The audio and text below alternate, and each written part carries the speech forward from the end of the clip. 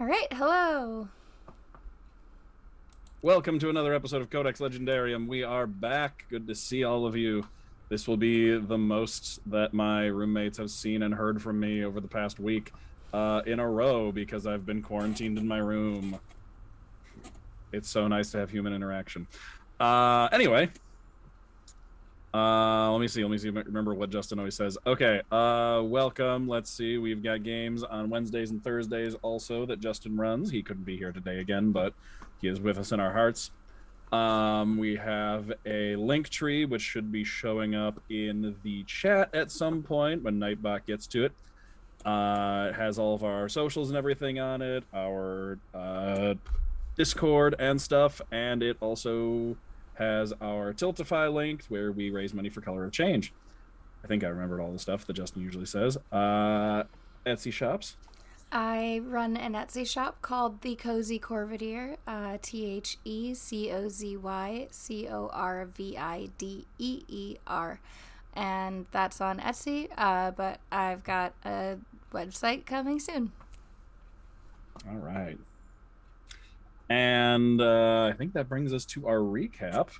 Actually, before we get to the recap, I do want to mention that I need to actually get on this soon. We are almost complete, ready with our artwork for everybody. Our fantastic artist is working on the last two together. I'm still waiting on. Did you see the poses I sent you, by the way? Oh yes, I saw them just before getting on. Okay, you're good. You're good. Whenever you're good, whenever you can give me feedback on those. But we're almost there, which means I can actually start to think about adding everyone's artwork to the stream background. Hopefully, it won't be too cluttered. I'll figure out a way to do that. Mess around with Photoshop or free Photoshop. Yeah. Okay, I think that's gonna bring us into our recap. From a couple weeks ago, we've been on and off for a while. The Curse of the Sunday game has been hitting us hard. We were doing really well for a while, and then we just started dropping out. So we're coming back strong. We're coming back strong. I can feel it.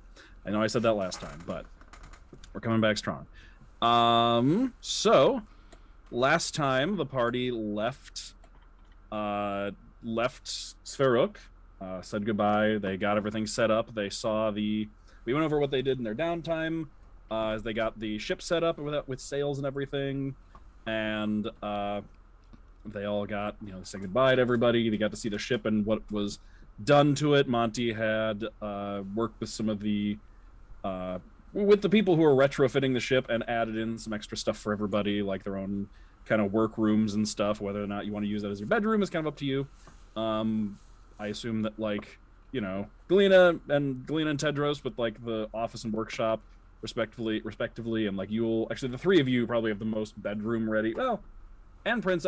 Honestly, it's just Monty and Viktoria that probably don't want to use theirs because theirs is a conjoined sparring room, not great for sleeping in. But everybody else's works pretty well as a bedroom. Took off, flew north, got to just kind of see the world from above. They discovered it was going to take them a grand total of 8 days of travel to make their way to where they're going, to kind of Titan's Grave waters, which is in, I never actually said this, but Titan's Grave, the section of the sea, basically, that Titan's Grave sits in, is the Esmuth Sea, which I hadn't actually said before, but that is where you're all headed. So you're basically going to be touching down in that area. That's kind of the end of your journey at this point. Well, not the end of your journey, but just kind of the current destination. As you were flying along, you talked, you hung out for a bit. Yulyanya got a gift of a glider from Nuela, the inventor. And then as you were flying, you came across a lighthouse just on the side of a mountain. Discovered that and kind of flew over to it, checked it out, saw that it looked like it was Draconic Union make. Still shining light out into the darkness, and you all could see a person up on the top waving to you. So you decided to go in. The inside was a nice, warm-looking inn, or like tavern on the first floor, in rooms on the second floor. Everything was lit by these little like spherical opalescent crystals that shined out with bright light, sitting in like these elegant, complex-looking little sconces that they were like caged into almost. And then you worked your way up. You saw there was like a central mechanism that was spinning and moving that seemed to be moving the giant version of one of those crystals up on in the top part that was shining the light. You all went up and talked to it you all went up and talked to the lighthouse keeper for a bit, gradually getting more and more suspicious as you spoke to him, and he seemed to not have any idea what year it was and thought it was a good while into the past. Before that fact kind of came crashing back down on him, and then he said some ominous stuff before the light passed over him, and it was revealed to be a ghost. And the next time you looked around, the lighthouse was in disrepair and looked as old as it actually is. You made your way down and discovered that basically you were like gonna go explore everything, but then you kind of made your way down and discovered that all of the stuff you were going to explore was made of wood, and that wood went to be at least several hundred years old in the blink of an eye and is mostly gone and rotted away at this point, leaving you just kind of standing at the base of a spiral staircase about 25 feet above the base of this lighthouse, which is where we're picking up right now.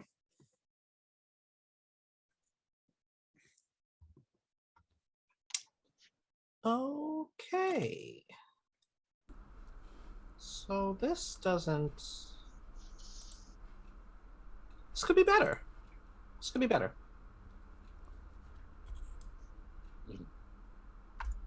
This is true. All right. Tedros will take a peek and see just how much damage there is and how much is missing and whether or not there's any safe places down. So basically, what it comes down to is those whole first 2 floors are just like gone.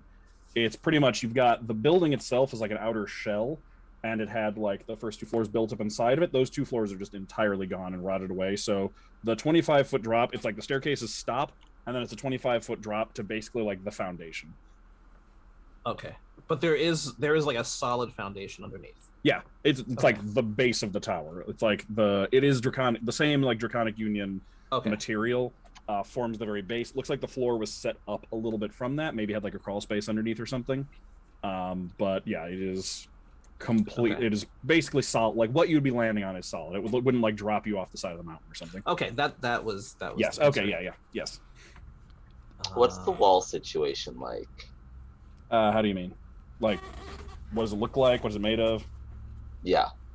Made of that same mysterious 5-colored material that all Draconic Union ruins are made of, which is oddly smooth and particularly durable. Okay, well, never mind. Stairs themselves, though, are like metal and not spindly, but like they're metal stairs, so like they've got it's the kind of stuff where they've got like gaps in between every step, and like there's a railing that leads down and like with spindles on it and stuff. Actually, I can do something, but only for me and one other person, actually. What can you do? Well, I drew a specific card for my spread that lets me move through the winds like a storm.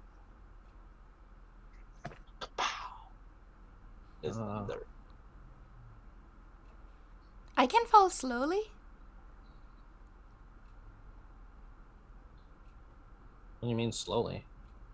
Like if I jump and I fall down, it just happens slowly. Oh, okay. Well, I'm just a guy, and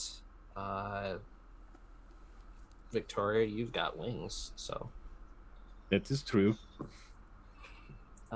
So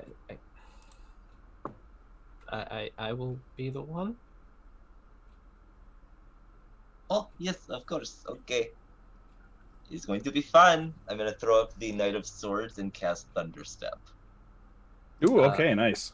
Is that going to be before or after people like are not next to us? I think there's like a damage radius around that one. Is the damage for Thunderstep before, at the beginning or end of the transportation? I feel like it's both. Oh, I should have looked at it first. I will not punish you by making you damage your party members. If you were, I'll let you rethink it.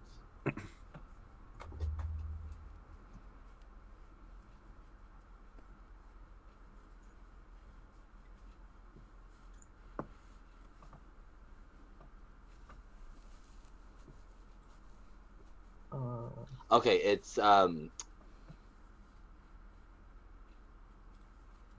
okay. It says each creature within 10 feet of the space you left must make a con save. Okay, so you should go. You two should go last. Okay. Okay. All right. Well, Viktoria can just pop the wings and just fly down. Wait, if you're flying for whole minutes, why am I wasting spell? Just carry. Oh, that's right. Yes, I could do that. Yeah, Viktoria can just carry. Actually, yeah, Viktoria can just carry Tedros and Galina down. Can just like ferry the two of you down from up there. Yeah, could also take Yulyanya unless you want to do the slow fall. Yul also has the glider still, right? Mm-hmm. Yeah, there's I don't know if there's enough room to use the glider indoors, but like I will. So the way your slow fall works, so you reduce damage by an amount equal to 5 times your monk level. Okay. So whatever damage you would take from falling, you reduce that by 25 right now. Okay. Falling damage is 1d6 per 10 feet fallen. So if you were to fall 40 feet, the maximum damage on that is 24 damage, which you would reduce entirely. So you could jump off a 4-story building and take no damage. So how far down are we trying to jump right now? Like 25 feet. Okay, so she jumps. Yeah, you can just like leap, and it's just like slow. It's like you got your own personal parachute. This your braid can do It's the the helicopter. braid. Yeah, you finally mastered the helicopter braid, and it just. She's just got the quarterstaff spiraling her way down. Yep, and you can just gradually and gently land your way down. Oh. Technically, it takes your reaction, but that's the only thing. Perfect. Oh, that's yeah, that works. Okay, yeah. And Tedros will be carried. All right, yeah. Viktoria will carry Tedros down to the ground floor. It's a little awkward because the door you came in from... I suppose actually Viktoria can probably get you to the door. Because the door you came in from is like technically a little bit up from the ground now because it was set to floor level, but like the ground is at like sub-floor level. So there's like a couple foot step, but nothing you can't just like climb up through. The door itself is gone. We made mistakes. There's just like rusted hinges just kind of like hanging there, still attached, but otherwise there's just no wooden door left anymore. And the whole place just looks ghostly and abandoned. I do want to ask a question though. The sconces that were there before that Viktoria was thinking about taking 1 or 2 of the things there. Oh, yeah. What's the condition of the stuff that was there? The crystals themselves are gone. You can see, looking on the ground, you can actually see like if you're as the moonlight kind of comes in through the door and like up from up above, you can see just like slight bits of glittering in the like dust and dirt at the bottom of the tower. The sconces themselves are still there, though like heavily tarnished away. But yeah, it looks like the crystals are gone. The same with the one up above was also just like a shattered husk. Tragic. Okay. Indeed. Oh man.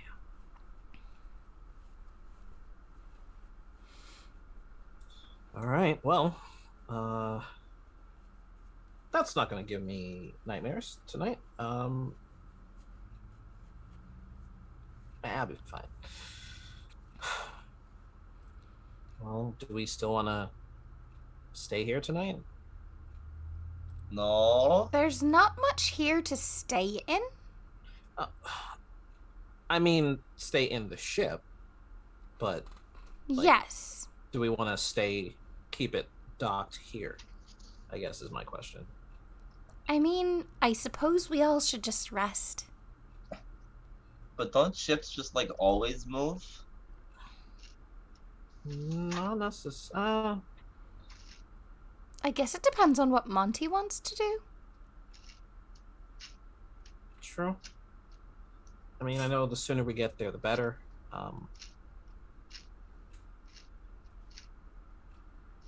But consider, it would probably be good if we could just, stop for a second, maybe. Yes, I too would love to stop in the haunted mountain. There's nothing still here. Come on. I mean, kind there of are would those. have preferred to stay here back when it was a little haunted, because then at least they had lights and things. I mean, we have things. We have like lanterns and torches and stuff. We can light a thing. Let's go back to the ship. Yeah. Yes. Yeah. Okay. All right. So I'll head back to the ship. Okay. Yeah. Montblanc and Princess are both back there waiting for you. Viktoria goes back to be weird in her room, like she has been. Something is up with her. I know it's her pact. All right, yeah. So are you leaving the ship docked overnight, or are you going to keep moving? Tedros votes for it being docked. I vote for move. The other three don't have an opinion. I don't know. Is it better to rest? Should we all just rest, or should we keep moving? I don't know. We can rest in shifts. Yeah, That's so far, fine. so far that is what you've been doing. Is like you have been kind of continuing to sail through the night. Is just someone needs to be up to keep it going, basically. But there's not a lot to steer around in the air, so it's up to you. Yule is fine to keep moving. Okay. All right. Okay. Then Monty will get everything set up. We'll go untie all of the ropes that have it tied off and everything, and get it ready to go. Just needs Leviathan to get it back in the air. Bow. Yeah, just starts that just like cycling ring of water that you can just see like the outline of Leviathan, like the head and body of Leviathan just like throughout it, starts cycling around the ship, and it lifts up into the air again. It kind of backs out and then starts floating back along in the direction you were going.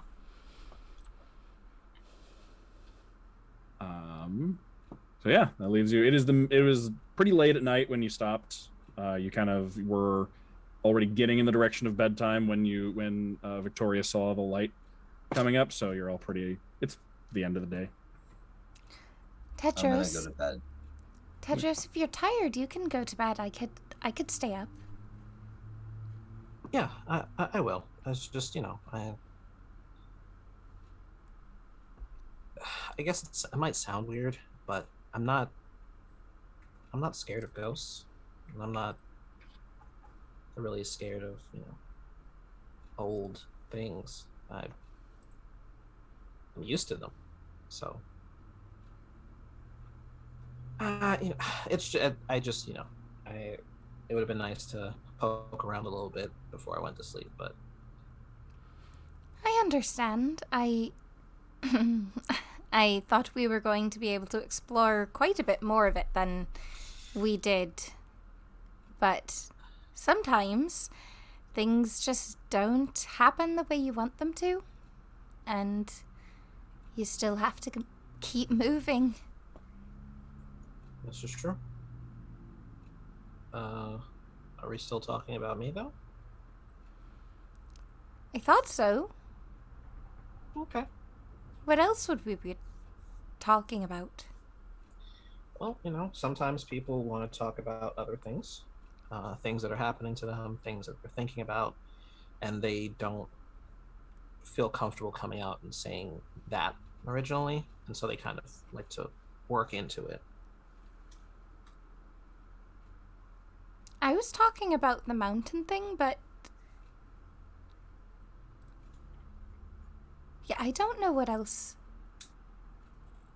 I would have been talking about. Well, neither do I. That's kind of why I asked. No, I think everything is fine. Good. We didn't really get the chance to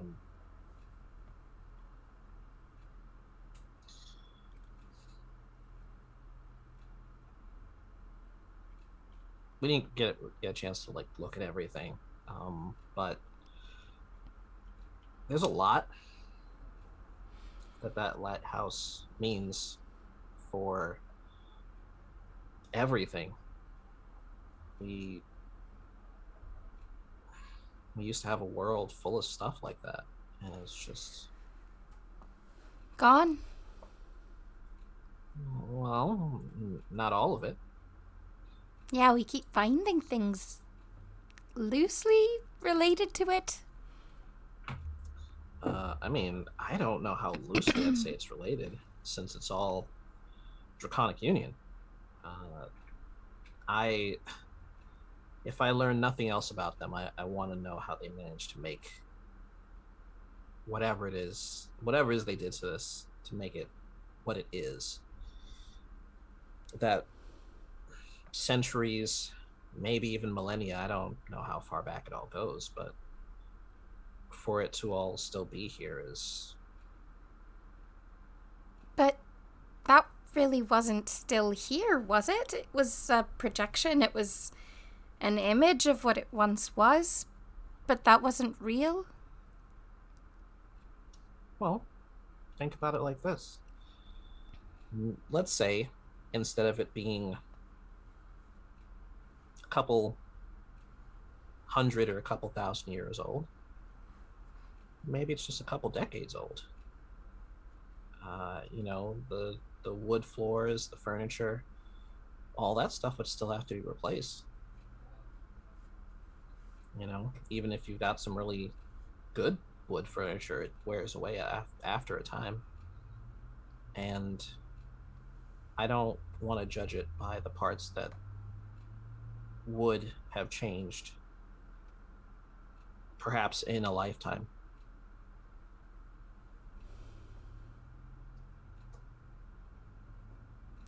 I just don't know if it counts as still being here if once it knows that it's here, it disappears. Oh, you're talking about the Watchmen. What else could we be talking about? Well, I was talking about the structure. There was a guy, and then there wasn't a guy. Well, I mean, to be fair, I guess technically there wasn't the guy when we first saw the guy. It just looked like there was a guy. The guy. Well, exactly, and it just looked like there was a structure, but it wasn't. That's fair. I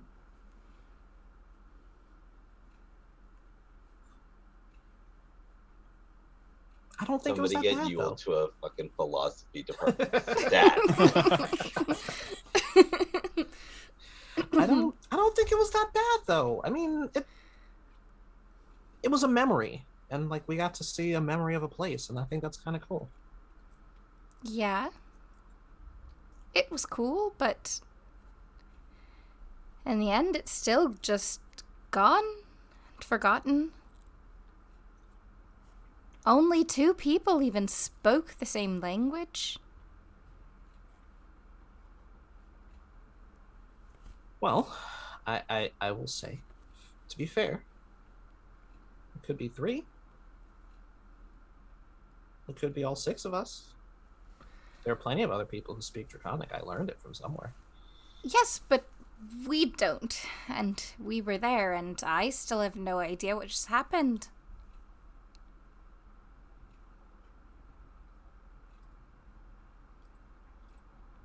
We got a glimpse of something that I didn't think I was ever going to see, which is how things used to be. And I know it seems like it's a sad thing to look back at all of that and to think about what was lost, but I don't know. To me, it's really nice to look back on what we had, and maybe we could have it again. Feels like we're probably going to wind up seeing something like that again. I mean, we keep running into these kinds of things. That's what excites me. No. Not the ghosts. I'm not excited about the ghosts. I mean, the You're ghosts are allowed okay. to be excited about things, Tedros. Oh. Now. There was a time when it was kind of frowned upon. And so yeah, I'm excited now, but it's also exciting to be here with people who, even if you don't get it, you're open to the fact that someone someday might. I'm sure people will understand someday. I just know that today is just today. You can't understand everything all at once. You've got to take some time and think about it. Of that I agree.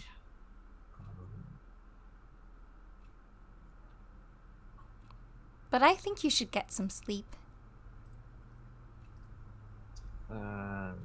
I will. Just before I go to sleep, I want to write down the stuff that we saw so that I can. I mean, I took a bunch of notes already. That's why it took me so long to get upstairs. But That's a good I'll get idea. some rest. Okay. I can take over for you if you want. Sure. I could go get some sleep. Yeah. I can take some notes. I'll get a rock and pin stuff down so it doesn't blow things away while we're flying. Because that would be really bad. Actually, you know what? Why don't I can just meditate instead and leave my notes in my nice windless. Yeah, I'll do that instead. You could get some sort of thing to bind all of your notes together so they wouldn't fly around, right? I kind of have a system for it, but I keep it loose, I suppose, because that way I can rearrange things and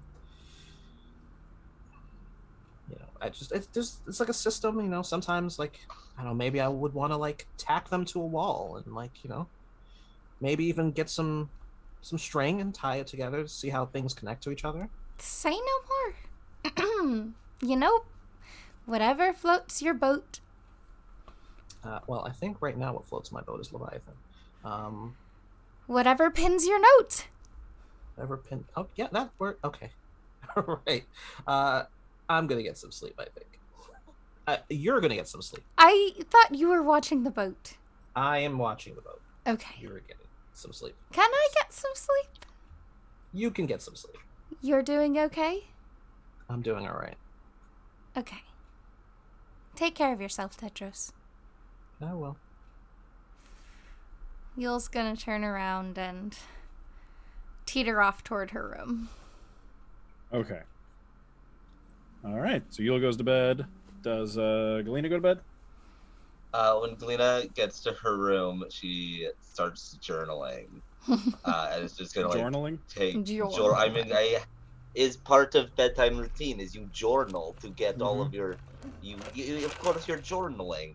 But of course I am going to be journaling all of the meticulous details of conversation. If Tedros is making notes of architecture and design of lighthouse, I am taking notes of social interaction at lighthouse. Okay. Sounds good. Okay. So you do that before bed, and then Tedros is staying up and keeping a watch? Mm-hmm. Okay. All right. Well, the night is going to pass pretty uneventfully, so eventually do Galina and Tedros head to bed? Mm-hmm. Okay. Yeah, I think. Yeah. Okay. All right. Well, the night is going to pass pretty uneventfully, except for Tedros. Oh, hi. Yeah. Hello. How's it going? I'm doing all right. At some point in the middle of the night, not sure when, Tedros finds himself waking up suddenly. It's the feeling of when you wake up from somebody calling your name. You wake up like with the feeling that someone's calling your name, but you didn't actually, like, you were still asleep when you heard it. So you just like suddenly wake up with that sudden feeling of someone calling your name, but don't hear a voice. Yeah, he will. I think he'll put on his boots and stuff and just kind of walk around. In the room, to, or in the room immediately, just to see. Okay. But if not, if he doesn't notice anyone or anything in the room, he'll step out and go on. Okay. To, just walk around the ship. Okay. So you exit your room. Just the quiet creaking sound of the ship rocking in the breeze. It flies through the air. You start kind of walking around trying to see who might be looking for you. Mm-hmm. Okay. As you're looking around, you start to notice you don't hear or see anybody else on the ship. Like anybody else.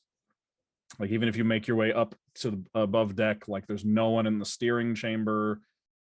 If you go check everyone's rooms, there's no one in their rooms. It's like it's just you on there.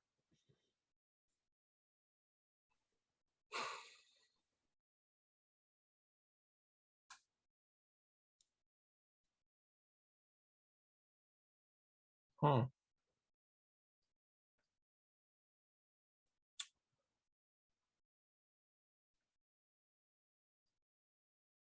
think he'll go stand out on the deck and just look around and see if he can get any sense of what's going on, like in the air, or maybe if he can hear something from, like, he'll still stand by the entryway to go down into the ship, so you can hear if there might be something coming from deeper in the ship, but he'll just kind of stand on the deck and look around a little bit before he goes back in to do some like major checking.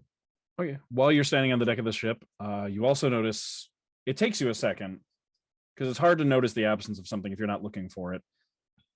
But you realize that Leviathan isn't even circling the ship, and yet it's still moving. It's still staying in the air.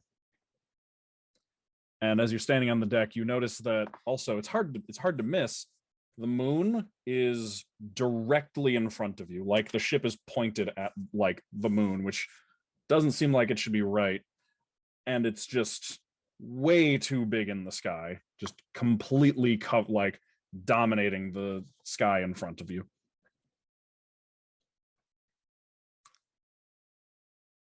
He'll take a few steps forward and then just kind of he'll go up to the upper front area, and he'll just kind of he'll kneel and just wait and look and listen. Okay. As you kneel and wait, there's a sudden burst of familiar pinkish purple light from behind the moon. It's silent, but it looks like it shouldn't be because it cascades across the entire sky in front of you, like unfurling like a blooming flower out from behind the moon and just filling and eclipsing the sky in front of you until it coalesces into the shape of a pair of wings unimaginably large, like wrapping down and around the sky in a way that gives you a sense of the fact that like the planet you're on is just an object, and it almost seems as though they are wrapping entirely around it. And you see the massive, unimaginably large form of Gugut fill the sky with the moon staying steady as its head.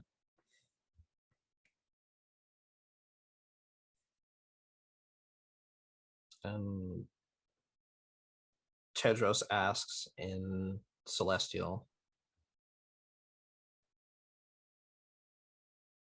what would you have of me?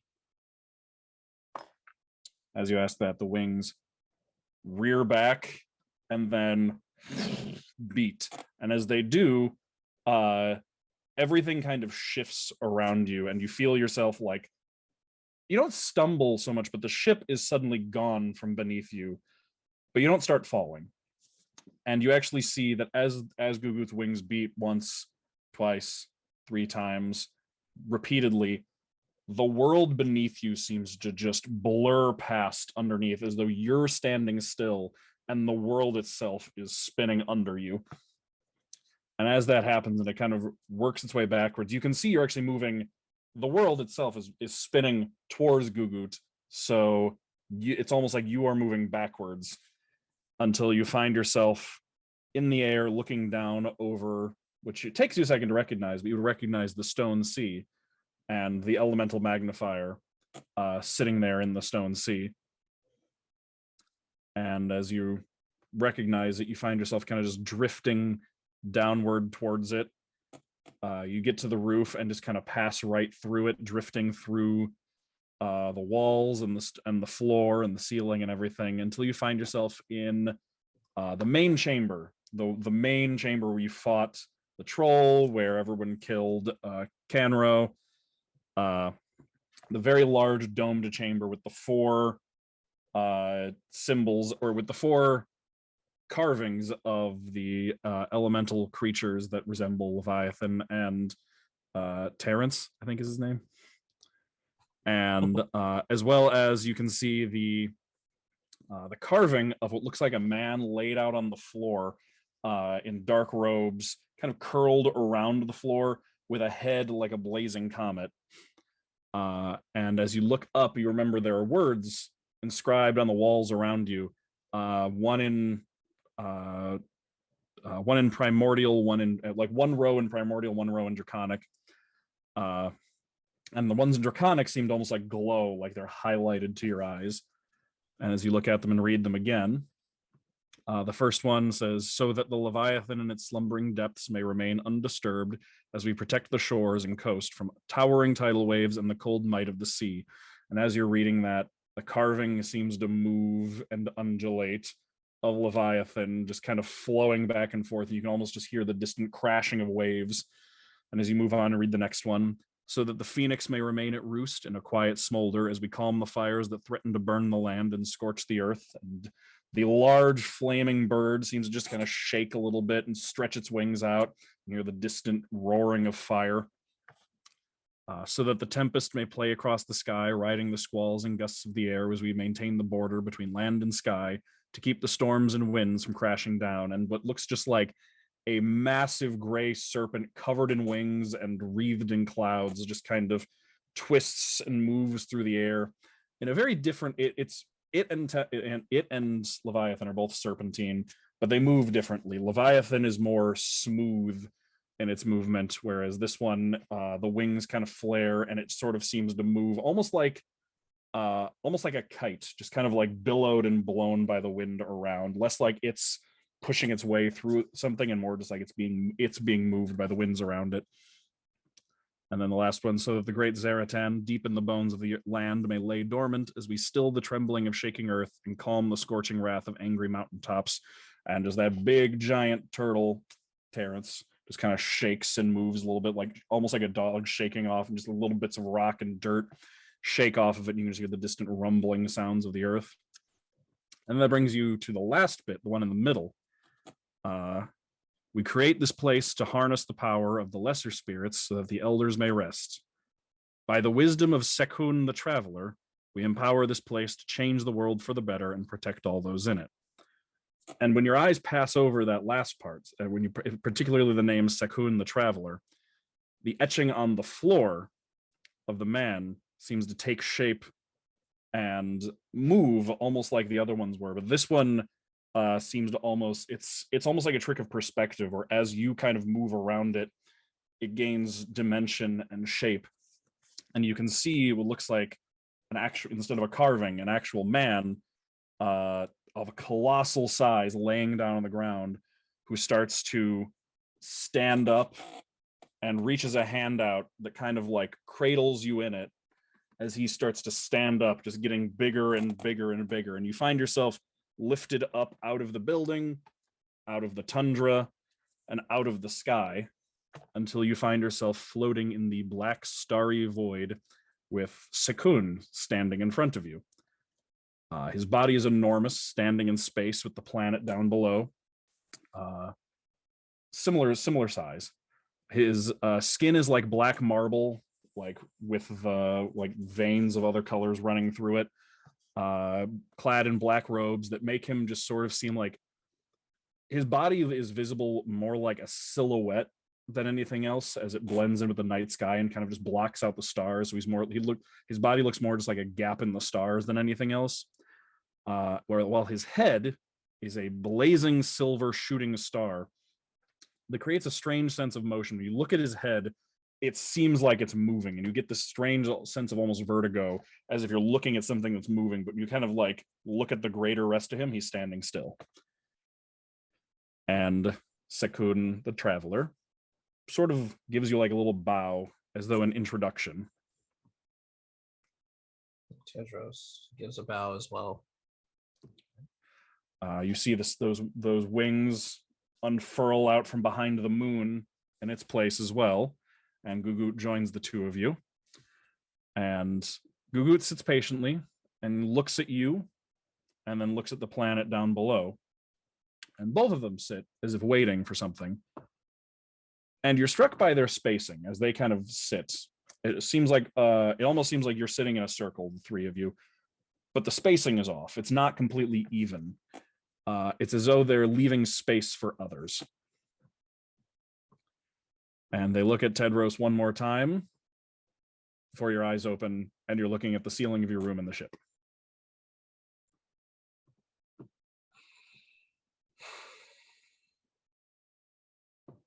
And Tedros will immediately roll over and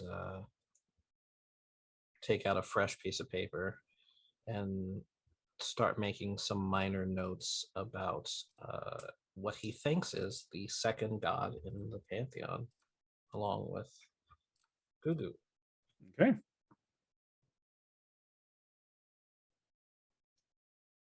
And he'll make notes about what Sekun looks like, as opposed to any other information about them. And then on a separate piece of paper, he'll write out like the dream that he had. Okay. First, if you'd like the spelling, I can give it to you. Sekun is Sehkun. Fantastic.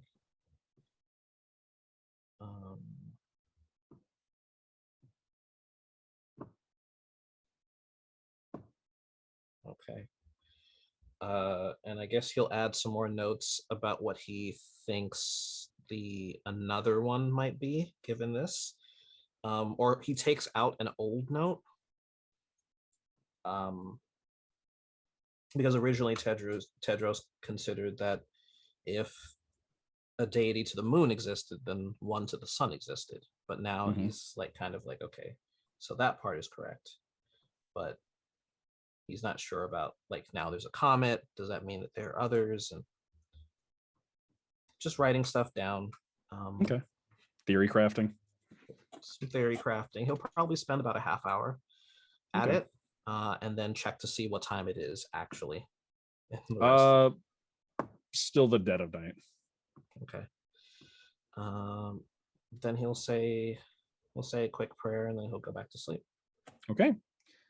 And then all of you wake up the next morning totally uneventfully. Cool.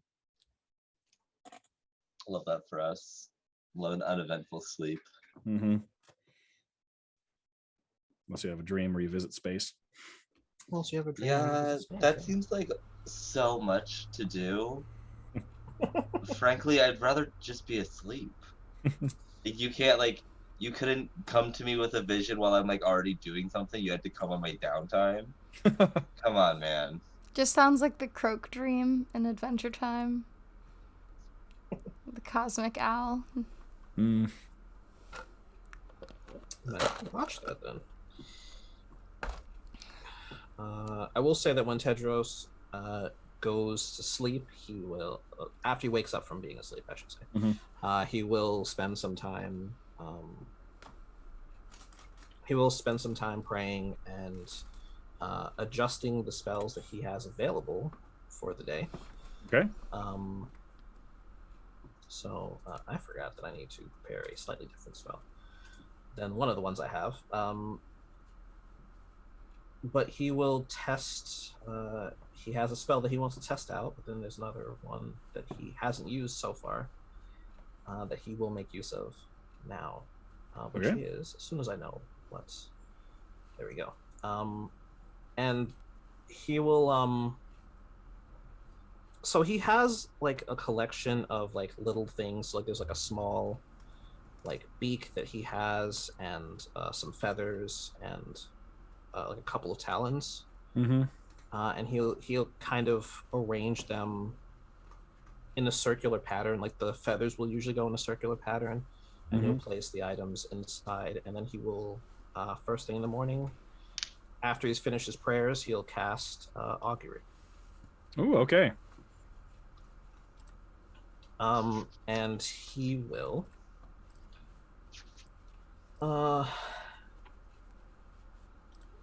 And he will. His question will be about him working on the object, working on the shooting iron from the Draconic Union. Just whether or not he should be working on that. Which will be his action, the specific course of action he plans to take within the next 30 minutes. Okay. Also, did you cast this as a ritual? Yeah. Okay. All right. You will get. I'm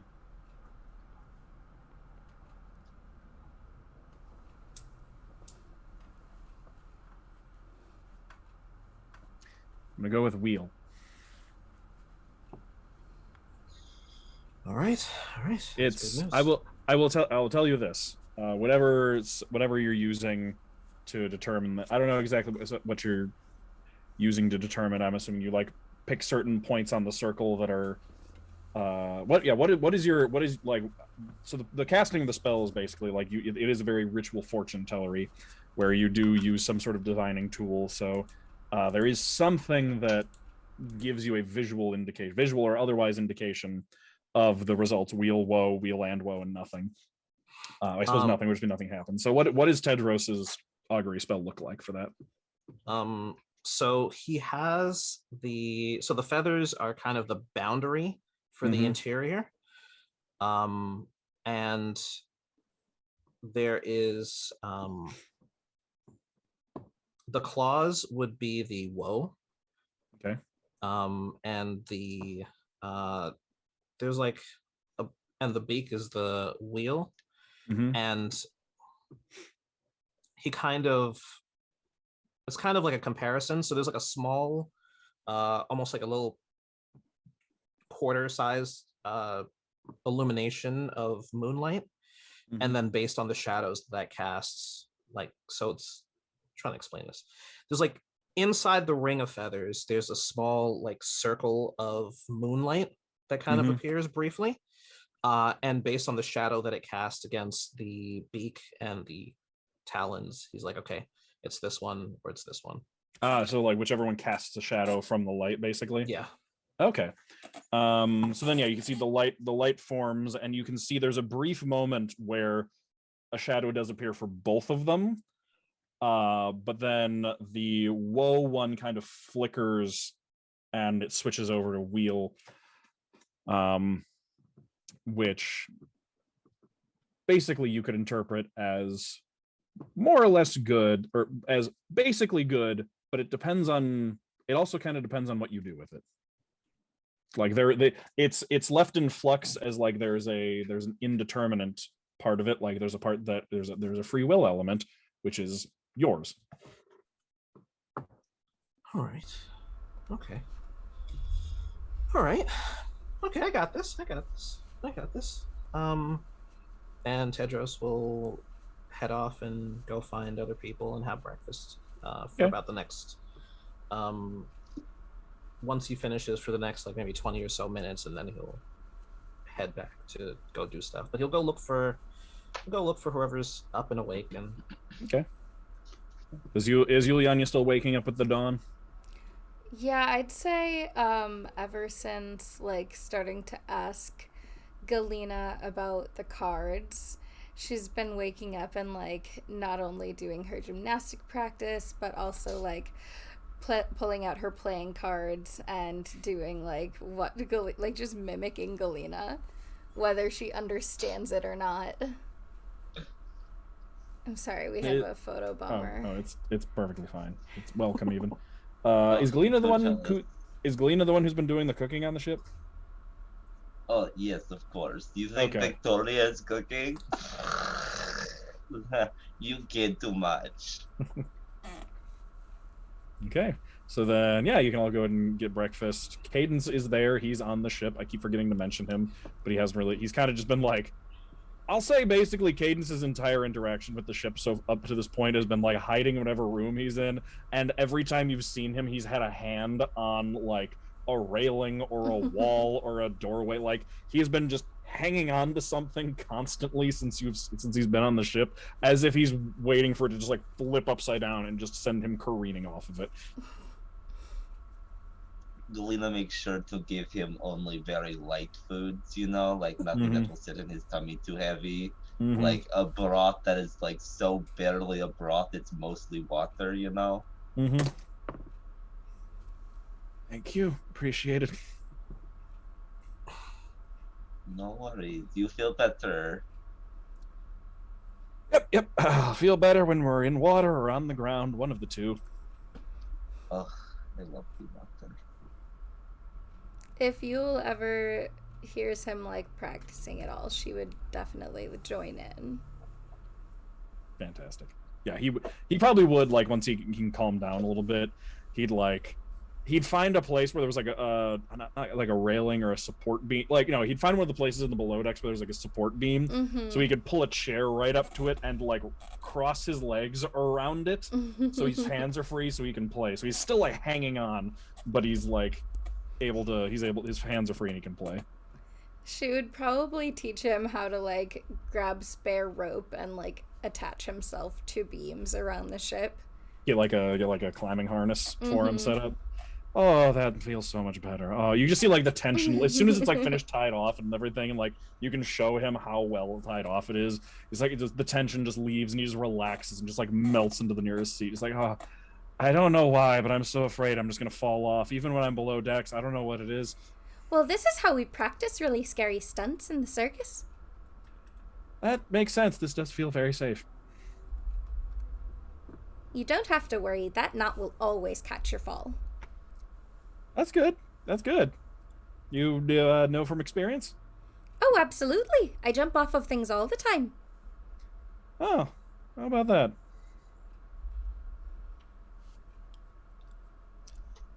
Okay. And then he just goes back into playing and practicing.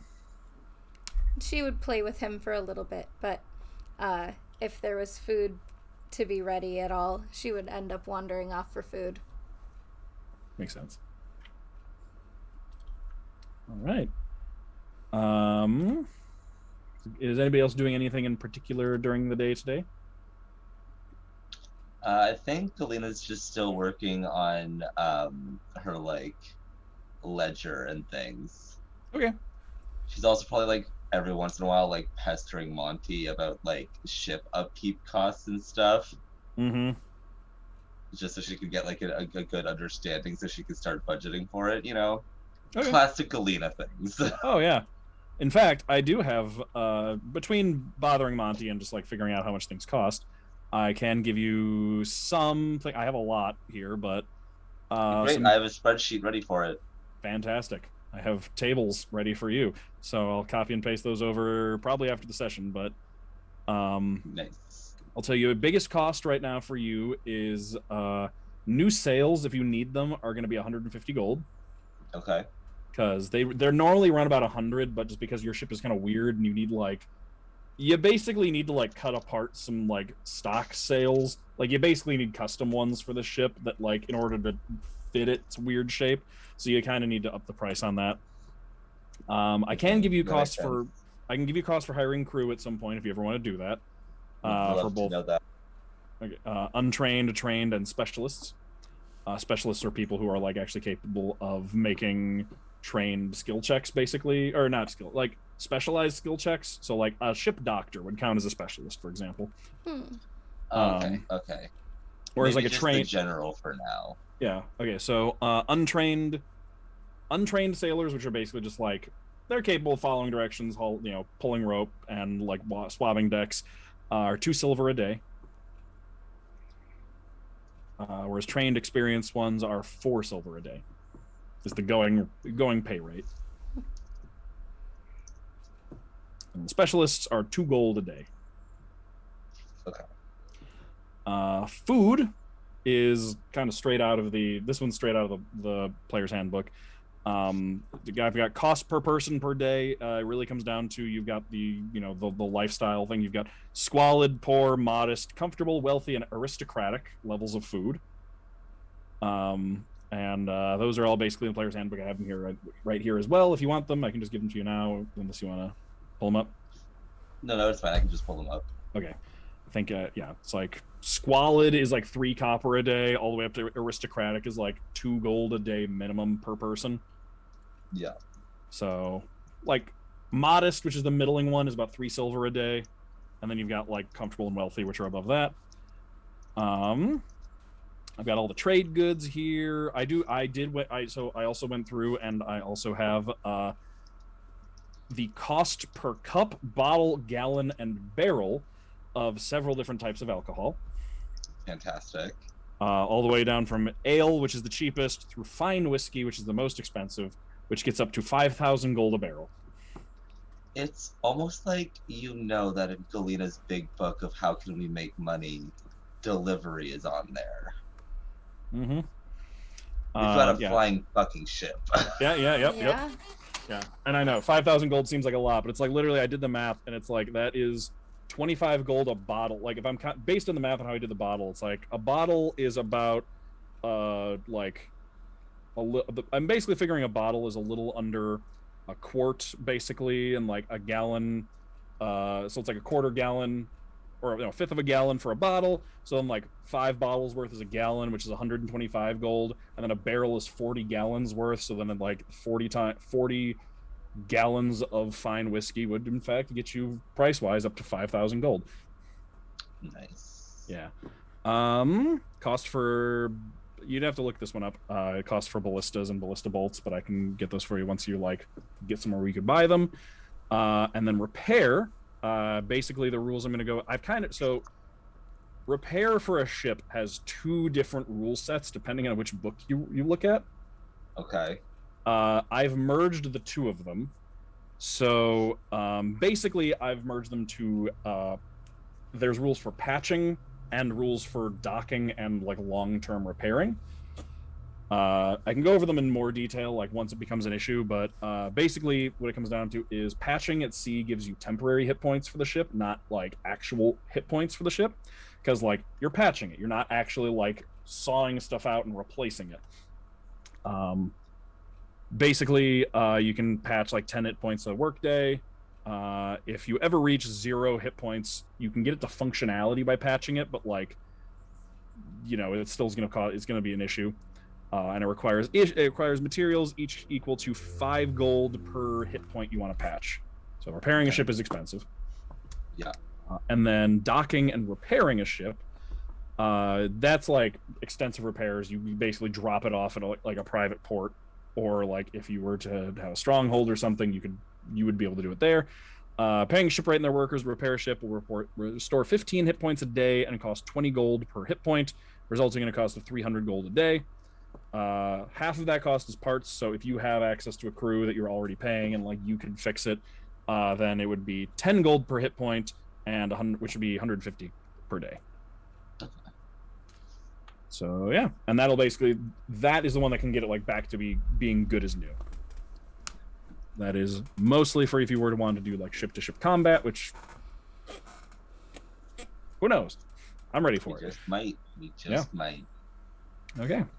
So yeah, for you, really, what it comes down to, the ship itself like doesn't require a lot of upkeep aside, like in terms of materials and stuff. It's pretty much just like food for all of you is the biggest cost you're going to come to right now. Makes sense. And real quick then, who is on deck? Who's on the deck of the ship? I'm definitely in my office doing my ledger. I think You're you're muted. still in her room. Okay. Yeah, I think Tedros is on the deck just briefly because he's like, okay, everyone keeps telling me I need to get out more, so I'm gonna Spend some time outside working. All right. I'm gonna be seen outside, so you can't say that I didn't do it. All right. Was Tedros working on the shooting iron, by the way? He was getting like it's become kind of a ritual for him to go outside for 5 minutes before he starts working on stuff. So Okay. during his like 5 minutes out, he'll be on the deck and then he'll go back in. Okay, gotcha. So you're gonna be working on it during the day? Mm-hmm. Go ahead and give me a tinkerer's roll for that one. Okay. So for the rest of the day, or at least the time that he's working on it, he will, at least for 4 hours, for 3 hours of his workday, he will have enhance ability on with set to intelligence, so that he can have advantage on intelligence ability checks. And as much as it is reasonable, we'll use guidance. Okay. He's like, okay, I need to focus. I can do this. Go ahead and give me a roll with advantage, and I will then go ahead and add guidance.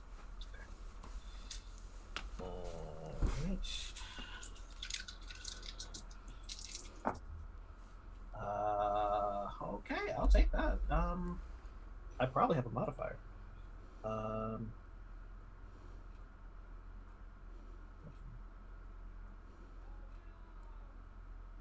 25. No, our proficiency bonus is up, so 26.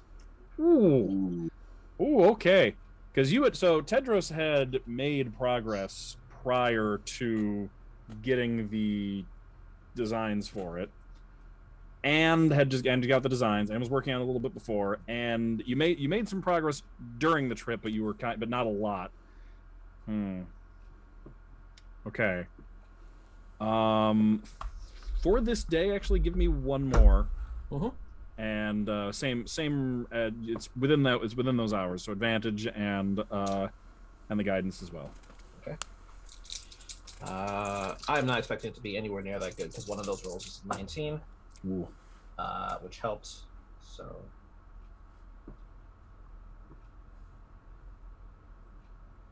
19 total. Okay, you're so close to being done. You have like basically like machined and assembled and put together. Like you just suddenly are struck by inspiration today, as you just like start putting stuff together. You're pretty much at the point now where like you need to assemble like the firing mechanism, and you'll be done. Like it's like you have the stuff. You just need to like assemble it, do one more thing, and it'll be ready to go and ready to fire. All right. Let me just do a thing. Okay. Is Tedros, you said his passive insight was 16. Is it perception also, or just insight? Just insight. Okay. Passive perception is 13. Okay. Then Galina alone hears I love having a high passive perception. Yeah. So yeah, even from it would have been an active roll for being on the deck of the ship, but just you're below deck, so it goes off the passive. You hear the sound of wing beats getting closer to the ship, big ones. That can't be good. That can't be good. Oh God, I'm gonna go find Monty. Okay. Yeah, he's up on deck steering the ship. He's like leaning. He's like looking out the window, like looking at the coastline, like navigating. So he's like focusing on that at the moment. Can I just like scan the horizon?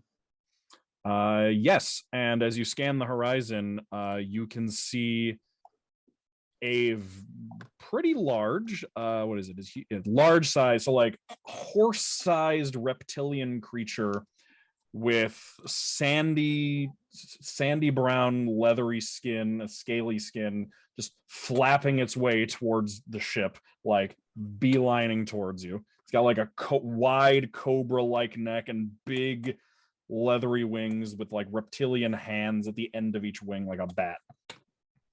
Is there malintent in those eyes? Hard to tell, but it's flying right at you and it's got its mouth open. Oh no, Monty, there's the thing in the sky now. What? Ah, shit. What is that? You have a brief moment to respond or to do something about it before it is on the ship, basically. What spells do I have? Okay, I have... Okay, wait, what level spell is that? Let me take a little look-see here. 1 second. I think that might be 4th level, which means I can't use it.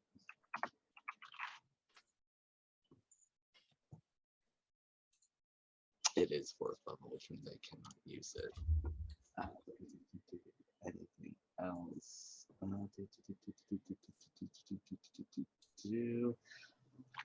Can one more second. I'm so sorry.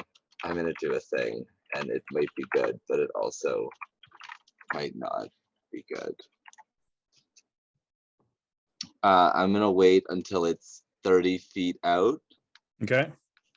And then cast blindness on it. Ooh, okay. Right. What kind of is that? Is that a save? It's a saving throw, It's right? a con save, please. Con save. Ooh, okay. All right, I'm gonna roll it. It got a 12. You're looking to beat a 16. All right. So it is flying in towards the end of the ship, and all of a sudden you can see it just start blinking, and its eyes just start like frantically looking around in every direction. As it keeps going in the same direction, though, finishes the last 30 feet and just kind of crashes into the side of the ship and like lands with a thump, like hanging over the railing.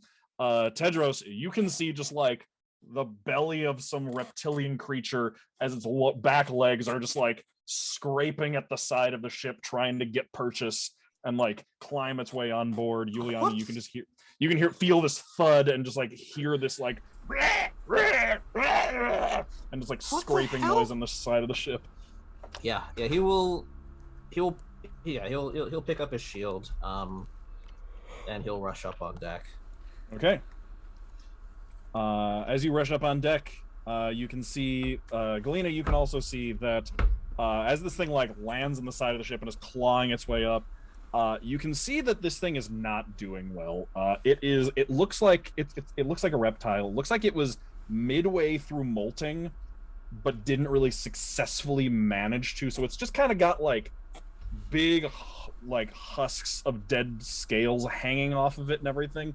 And as it's like clambering at the side of the ship, you can see just about the size of like a dog, very large, unusually large rats just like leap off of it. That looks like they were just like nibbling on like the dead and like sloughing off skin, which may have actually been helping it.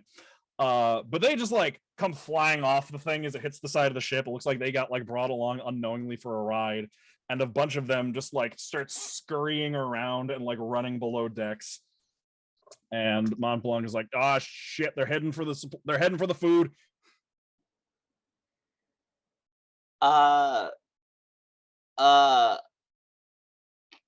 Do I have time to cast something again? No, because you cast the blindness on it. It's like basically like you cast blindness, it hits the side of the ship, and suddenly there's just giant rats everywhere. Oh no.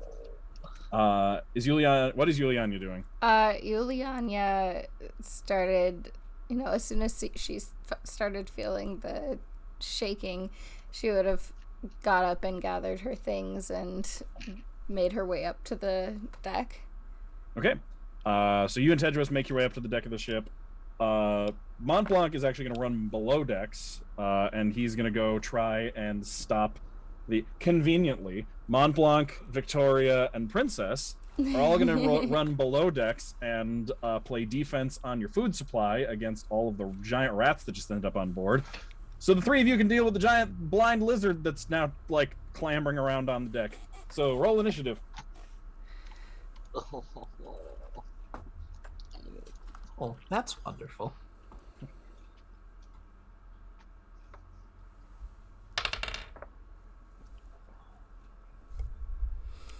Oh, God.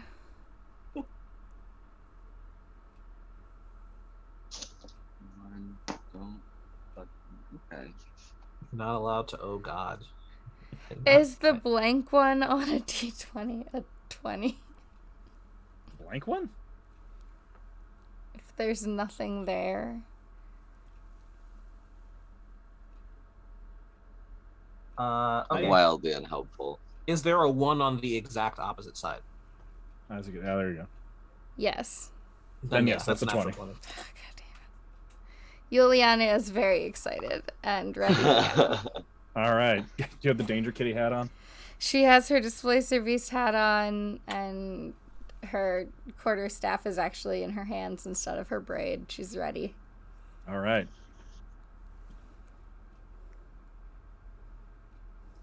Then, okay. So who got what? I got a 15. Okay. That's a 6-piece over here. Okay. And you got a 20-something? Yes. A 22. Okay. Then Yulyanya is up first. You can see there's this big-ass flying reptile just clawing at the side of your ship, just like looking around wildly, trying to clamber its way on board. How far away is it? Probably like 20 feet from where you came up. Okay, so she'll do Radiant Sunbolt. Okay. And let's take a look. I think because you got extra attack, you also get an extra Radiant Sunbolt. I could be wrong, but I think that's the case. Yeah, I think so. Yes. Yeah, so that means, yeah, just as your regular attack, you can fire off 2 of them. That was a... Oh, and you have advantage because it's blind. Oh, yeah.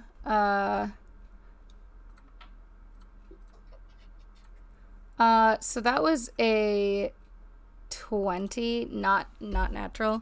That will definitely hit. But with advantage, I roll twice and take the better, right? Mm-hmm. Yeah, so you can check for a crit, basically. Okay, so that was even better. So that was an 18 plus.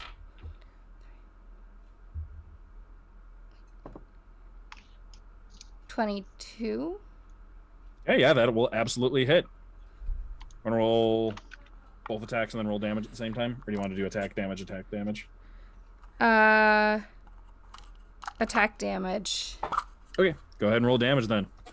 And my damage is done, you said... That's a D6 now, yeah. With a D6 now. See, that Radiant Sunbolt is a little beefier as it comes out of your hand. Which I swear I just had.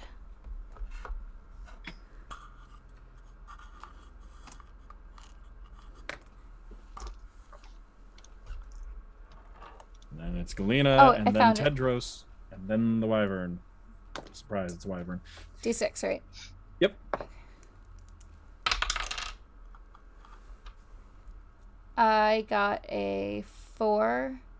Do I add anything to that? Yes, it's your plus your... Yeah, add your dexterity modifier to that. 6.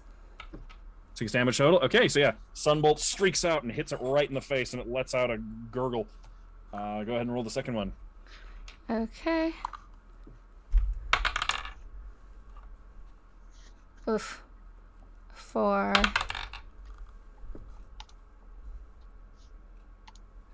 8. Okay, so 12. 12 to hit. Mm-hmm. That just barely misses. Like Okay. it's flailing around. You go throwing a sunbolt at it. It like manages to get its like wing in the way, and it just like bursts against its like particularly hard scales and does not manage to do damage. Okay. Bringing us to Galina next. Okay, I have a question. Yeah. Can I do an insight check or some wisdom-based check to figure out if this is a thing we need to fight or if this is a potential pet?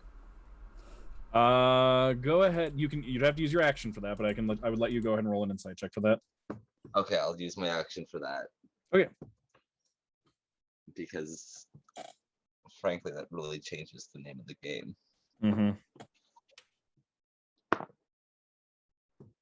I just crit. Okay. You will be able to immediately. Which, if we're doing insight, takes us to a 26. Yep. Okay. You will immediately be able to tell then that this thing is not gonna wanna be anyone's pet. You can actually like glean just from looking at it and kind of like its actions, the way it's moving, the way it's kind of clawing onto things and like stopping and listening, that there is actually a bit of there's more than animal intelligence in this thing. It is not like it's somewhere in the middle ground there where it's like it's crafty. It's not just gonna like you can't just like Pavlovian train this thing. Like it has a will of its own, and that will is right now malicious and hungry and upset. So it does not seem like it's the kind of thing that's tameable, at least in your current circumstance. Then just kind of, I guess in Draconic, I'm gonna just be like leave or die, lizard. Okay. All right. Anything with your bonus action? No, because we're currently on the ship. So Leviathan has been neutralized. Yep. Are you gonna make sure you're next to anybody so you can use your shield? I am gonna make sure I'm next to Tedros, I think. Okay. Cool. Yes, that's what I'll do. Okay. Then it'll bring us to Tedros because it rolled a 4. Wow, that's with unfortunate. no modifier. That is unfortunate for it. Yep.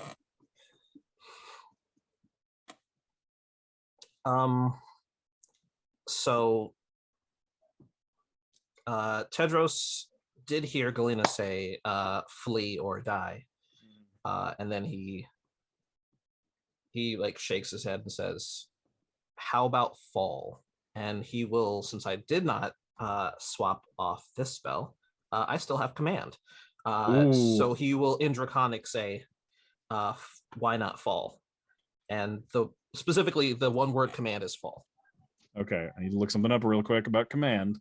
Yes. Let's see.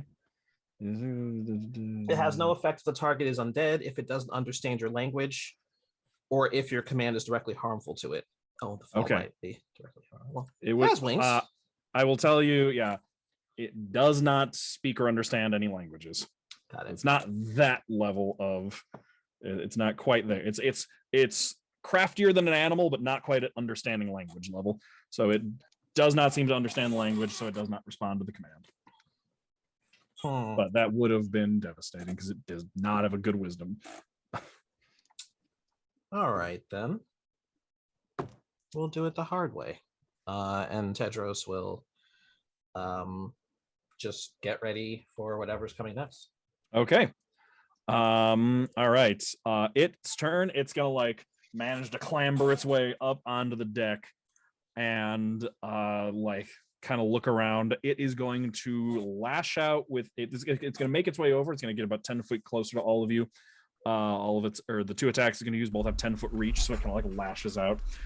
It's going to lash out in the direction of you, like where the sunbolts came from. It's going to lash out in that direction with a bite. So it's going to try and bite at Yule. It does have disadvantage, though, because it cannot see you. Haha. I don't think that's going to hit. Does an 11 hit Yule? Is that against my armor AC. class? Yeah. No.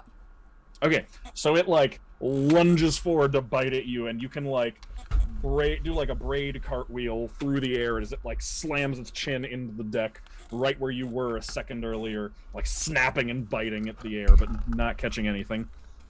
Or its head rears back like a snake. At the same time, you can see as it clambers up on the deck, it has a tail, and as its tail whips around, you can see it ends in, like, this long hooked stinger that, like, whips up over its back, and as it bites down at Yule, it's gonna, like, swing its back over in the direction of Tedros, and is going to attack with a stinger attack. So, with disadvantage, that is also an 11. Yeah. Tedros just kind of... He's uncharacteristically, like... Despite being flustered, he does not seem to be at all concerned right now. And he just, like, leans to the side and just lets it swing by. Yeah, just as it comes by. So since it, like, goes right past your face, you can see the end just, like, dripping with green poison as it goes past your head and then retracts back, flailing and flapping around on the deck. Which will then bring us back to the top of the Yule. Oh, it can make another con save at the end of its turn. Oh, that's right, for the blindness. Yes. Ooh, that's an 18. Damn. So as it finishes that attack, Yule, it tried to bite at you, and as its head pulls back past you, you can see it blinking and shaking its head, and you can see its eyes focus onto you as it regains its sight. Can I do Radiant Sunburst, right, like, at its face? Yes, you can. As it's going past. It's technically 10 feet away from you, like, its body is 10 feet away, its head just has 10 feet of reach, because it's so, like, got a long snake neck. But yeah, you can just blast it right in the face. Okay.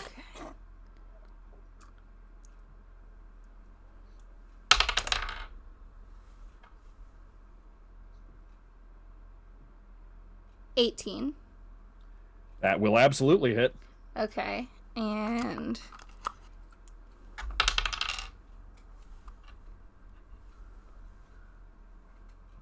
$6 damage. Okay, another 6. As you just blast it in the face with a radiant sunbolt. It lets out another yelp. The yelp is 1 out of 5 stars. Would not recommend. Oh, and I can do it twice. Yep. And if you spend a key point, you can do it 2 more times with your bonus action if you want.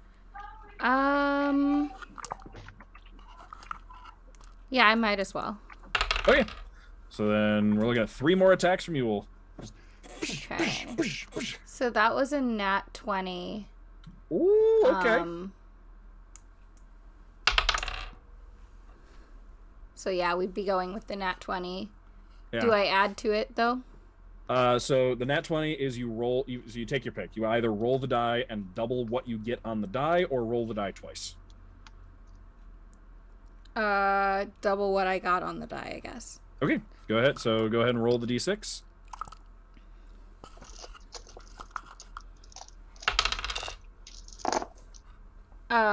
Only a 1. Oh, dang. Okay, so that gets doubled to 2, and then plus your dexterity modifier. Which is 2. So 4 damage total there.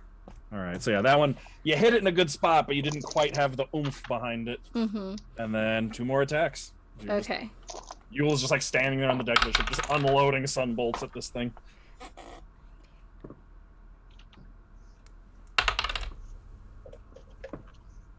Okay, so 22. That will absolutely hit. And that would be for 4 damage. Okay. And 1 more.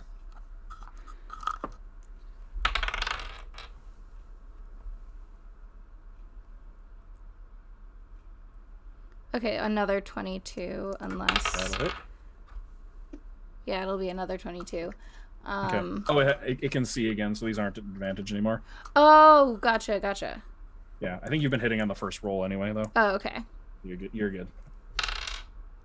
That was just another 1. Okay, so 3 more damage, yeah. I think? 3 damage. Okay. Grand total of 23 damage from Yule. Just blasting it in the face. It's like it takes staggering back from just getting repeatedly hit in the face with sunlight. It's very confused by this, blinking at the bright lights. That'll bring us to Galina's turn.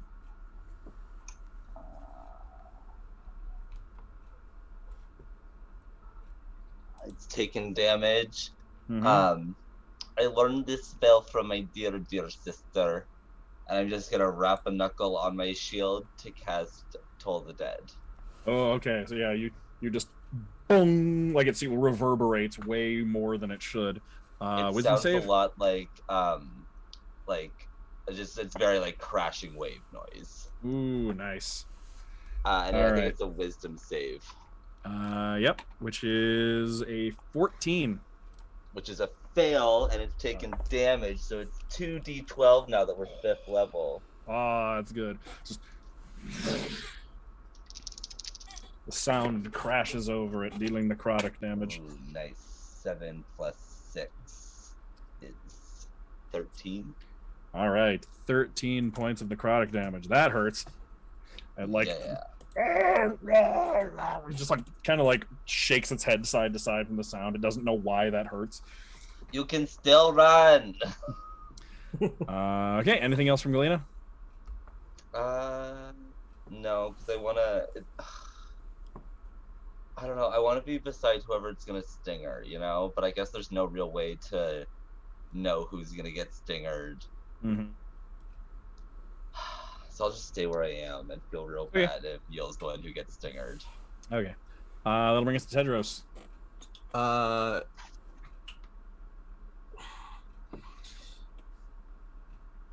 Tedros reaches for his holy symbol, Mm-hmm. and he pulls off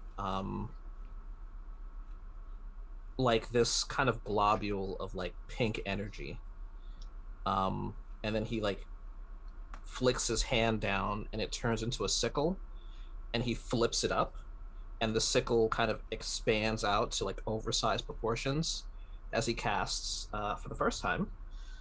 I swear I just saw it.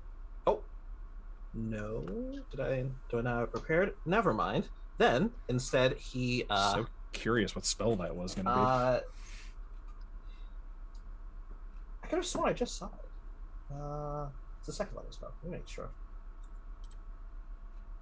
Okay, yeah, no, okay. We'll get that one later. In the meantime, he will cast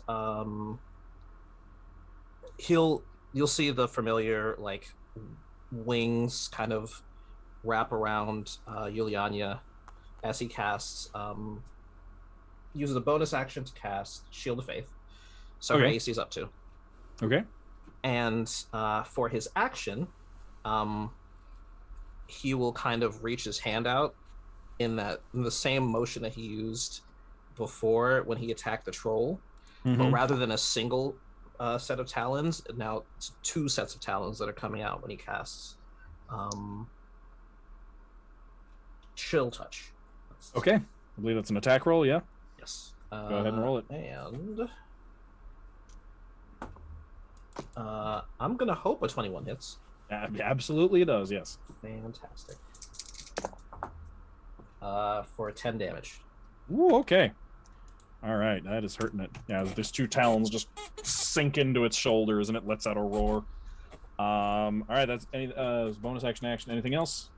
No, he will stay next to Galina. Okay, that'll bring us to its turn. Yeah, it like shakes its head from all of this damage that's happened and everything. The main one though, it's still like locked eyes with Yulyanya though, after like taking I think a grand total of like 5 or 6 sunbolts right to the face from her that it's been looking at. So it like rears back like it's gonna bite and then swings the tail around at Yulyanya. So it's gonna go for a stinger attack at her. And so that is gonna be another 11 to hit. It keeps rolling 4s against you. Did not hit. Yep. Yeah, you're able to just like duck right underneath it. It comes swiping in. Don't fall for the bluff. But then it is going to go ahead and make another bite attack at Tedros because it didn't really understand Galina's attack as an attack. Like it wasn't really like the magic there was not very direct. That was the goal. So Tedros is like the talons came from Tedros. It can understand that. So it like rears back, tries to do the tail thing, and then just like comes up and then just comes crashing down at Tedros. I'm squishy as hell. I gotta be tactical. That is a 24 to hit Tedros. Okay, well I guess that's how we're living. All right, go ahead. All right. Galina, would you like to do something about that? I do. Okay. Hack, go fuck yourself. Sorry, I love you very much. You're a fantastic DM. You're talking but to the you're wyvern. you're gonna subtract a full 13 from whatever. So it only did 10. I stopped that bitch. Yeah, so Tedros, this wyvern comes down to bite at you. Like the full maw of this thing comes down. Galina steps in front of you and just jams her shield full on in its mouth. And it just bites down. Like you can see the teeth are coming down around you. Like they're gonna bite down on you. Galina just jams the shield right into the corner of its mouth. So it just and it like cannot bite down. You just love this grinding sound, and you can hear like this chipping and cracking sound coming from that. And you think for a second that it's biting through the shield, and you can see its teeth are like chipping from biting on it. Like yelps and rears back, and Galina pulls the shield out of the mouth, and you take no damage. Thanks. Nice. I've got your back. What can I say? Which will make it Yulyanya's turn. And she throws some more sunbursts at it. The Dragon Ball Z character. I'm upset. Does she that was a nat 20. When she does it? Does she have her own version of Yamehameha? No, she's just like squealing as she's like shooting off. She did finger guns. Like, ah! Pew, pew, pew, pew. And that will be 6 damage. Okay, was that with the 2 added on? Yes. Okay. All right. So I naturally do it twice without having to spend a key point, right? Yep. That's the extra attack for 5th level now. Anytime you make an attack action, you get 2 now. That one was awful. It was only a 3. Oh, okay. Total? No, plus 4, but... Isn't it plus 5 now for you? Oh my gosh, it is plus 5 now. I had my sheet unrefreshed and I just refreshed and it is a 5. Okay. But... Still an 8 won't hit. Still an 8. Yeah. Okay, so the other one goes wide. Yeah. Okay, are you going to do the bonus action attacks or no?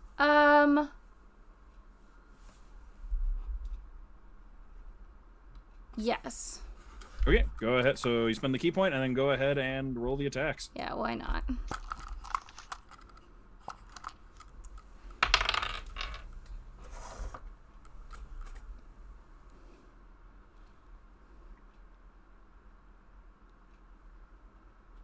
$16. Yep, that'll hit. Okay.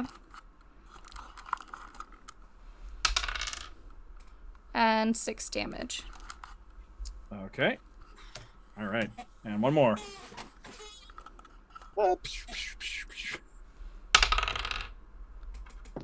Another nat 20. Wow. That's ridiculous. It's like 3 in 2 rounds. I know. And another 6.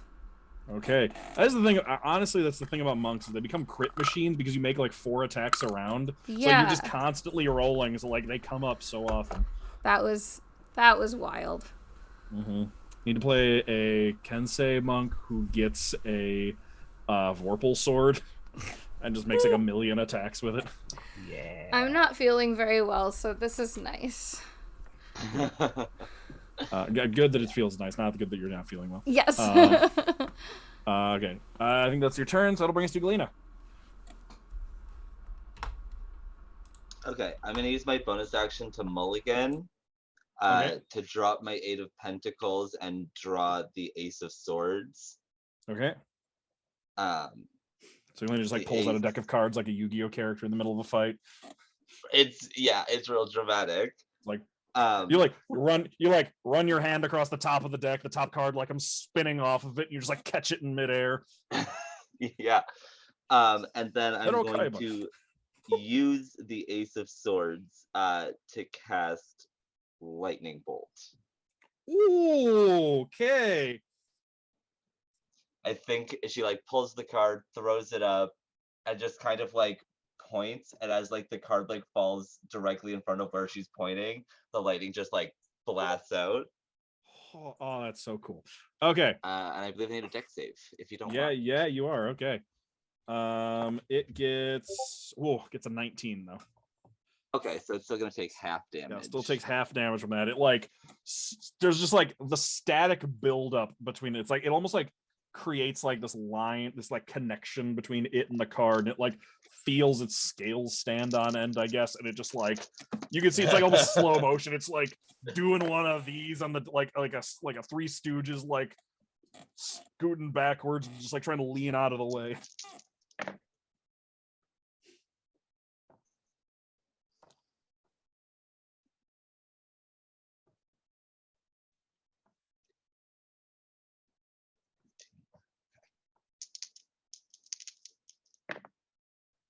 Yeah, listen to all those dice. 26 reduced to 12 lightning. You mean 13? 13. 13 lightning. Okay, it's still good. So yeah, it like scrambles back and like ducks, and like this thing manages to just like clip across its shoulder, and like as you just burns a searing line through it, it's just like an actual lightning bolt just like shoots out from Galina into the air, like 60 feet off the deck of the ship, I think, just like straight up, just lightning bended off the edge of the ship. We love to see Technically, it is it. a foot line. What was it? How long is it? Sorry. Oh, it's a 100-foot line. Oh, it is 100. Okay, so yeah, 100 feet off the deck of the ship, just like blasts out into the air, just like thunder emanates out from it. We stand. All right, anything else in your I'll turn? use my movement to move closer so I stand beside Yule. Okay. And because I know that Yule's in its reach, so I'm not provoking an opportunity attack. True. And then I'm just gonna tell Tedros to come with me. Okay, just to stick And together. then we can just all stick together. Okay, that'll make it Tedros' turn. Tedros will just kind of casually walk to where Galina is. But he looks at it and says, I'm not gonna miss. And he grabs his holy symbol, and 5 feathers appear on his arm, and he'll use a 3rd level slot to cast Magic Missile. Ooh, nice. Okay. And he just lets a series of those fly. Just like float up into the air, like just tumbling through the air before they all like point quill first at and just. And The anime vibes in this fight are truly just wonderful. okay, Yeah, Galina was inspired.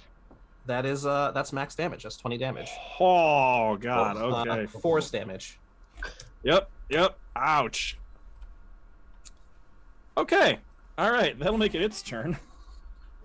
It has 13 health left. I'm gonna tell you right now, it was gonna run when it got a half health. You hit half health within this round and then some, and nearly took it out. So it was already like scrambling back with the lightning bolt, and then like feathers just come out of nowhere and hit it, and it's been getting hit in the face with sunlight. It does not know what's happening. It's a predator looking for food. It has decided you are well not worth the fight, so it just turns around and like it doesn't even flap its wings. It just leaps off the side of the ship. It's like, I'll start flapping eventually, like I just need to get out of here. So it just dives overboard.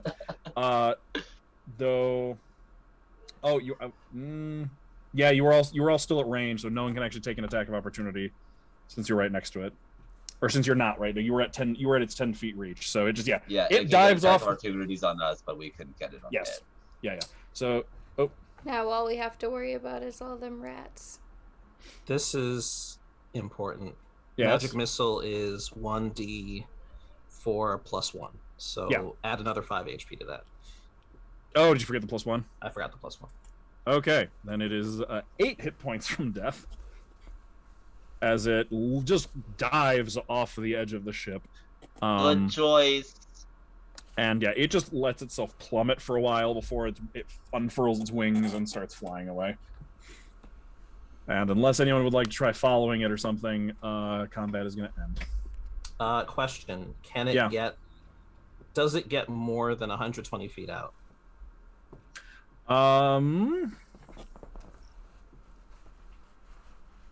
It would probably be about 100 feet out at the end of its turn, actually, because it's gonna drop a bit, but it's not gonna like let itself drop the full 500 feet in a turn. Like it's gonna catch itself and then like double move out. But some of its movement was used to get off the edge of the ship, which would be its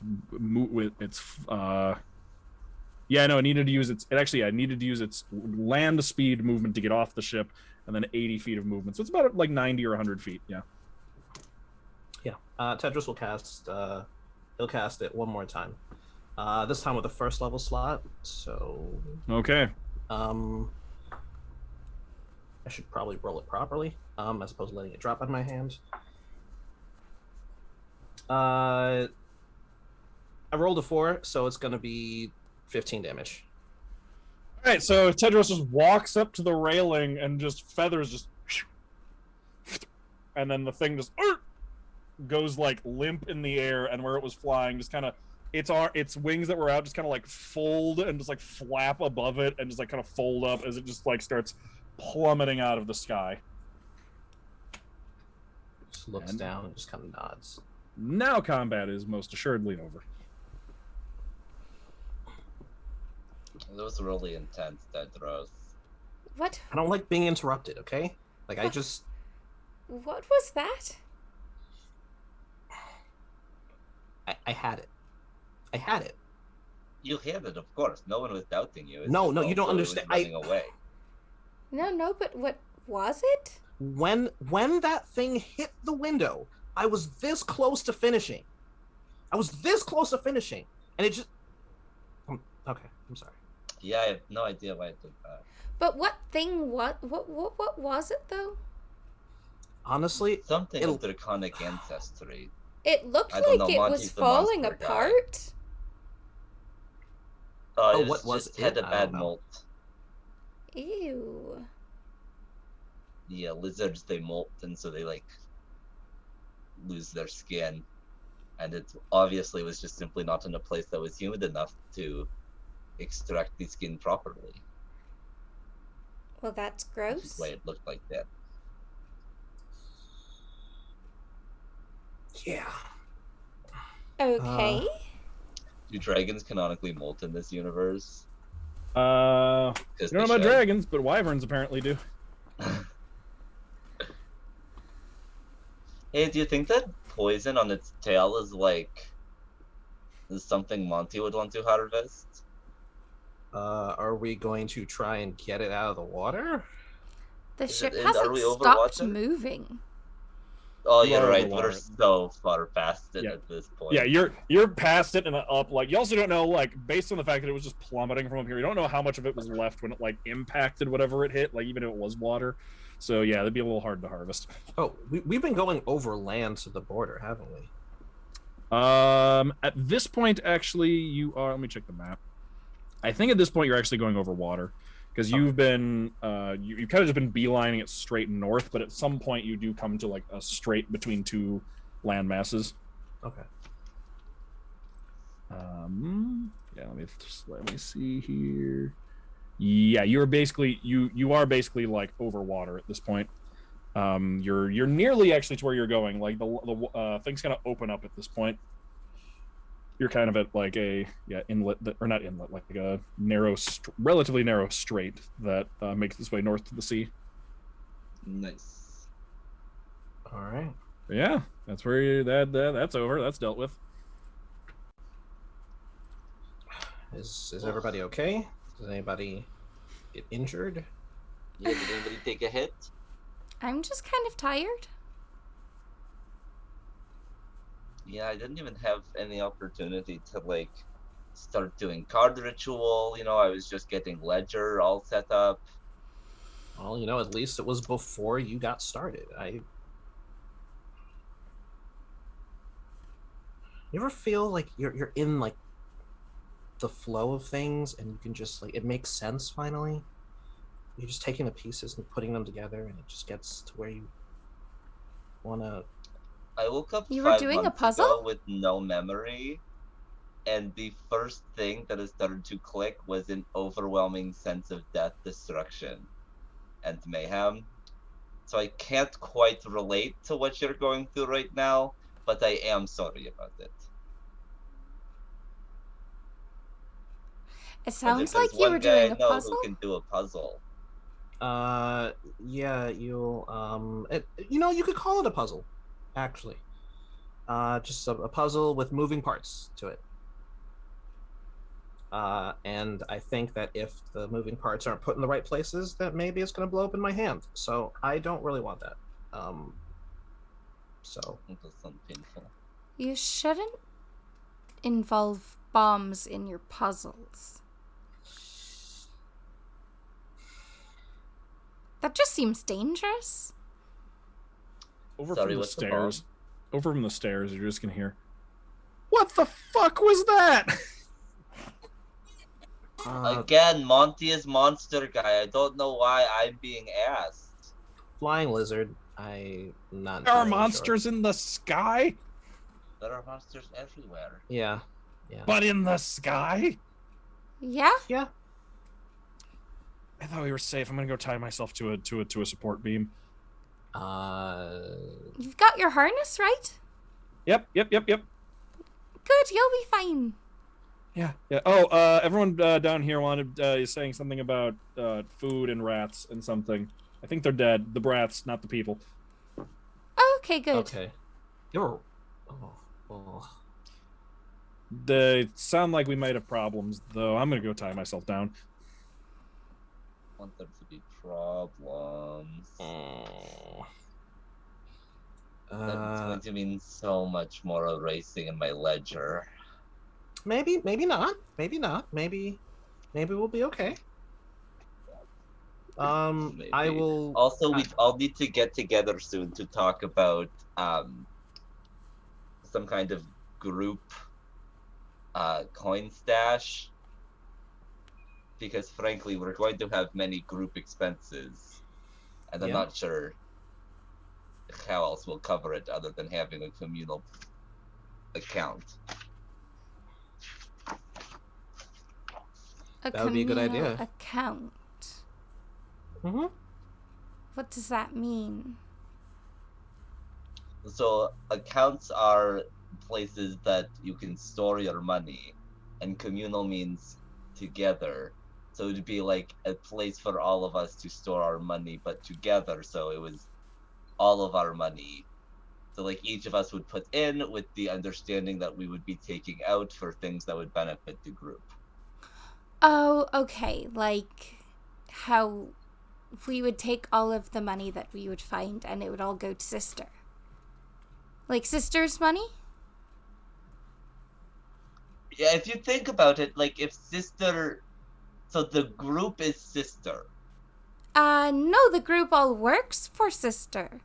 No, yes, over that, but in this instance, the group is Sister and also works for the group. The group works for the group. It made less sense when I said it out loud. I heard it.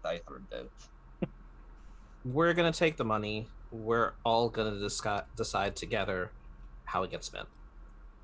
Oh, okay. I never get to decide how money gets spent.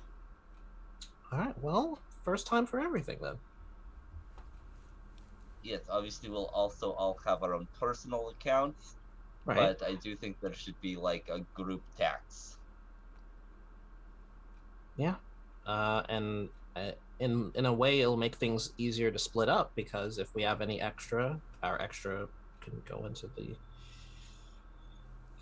the group fund, and it's a good idea. I'm glad you thought of it. A group tax?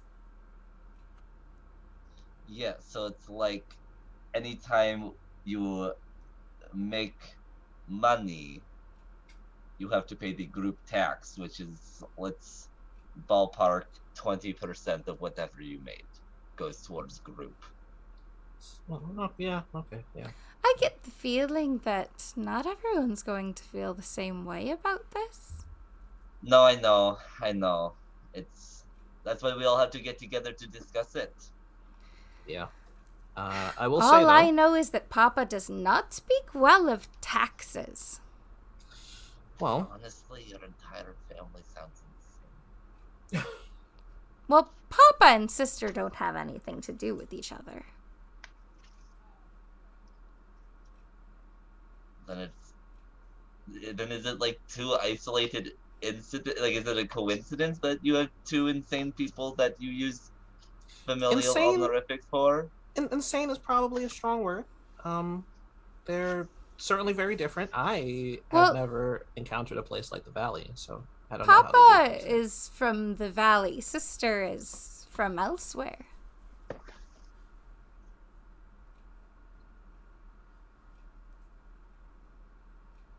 I really can't wait to know more about all of this. Hey, folks up there. Yeah, what's up? We got a little problem.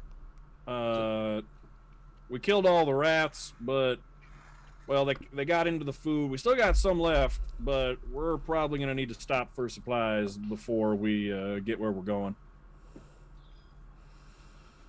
Some of our food could be contaminated too.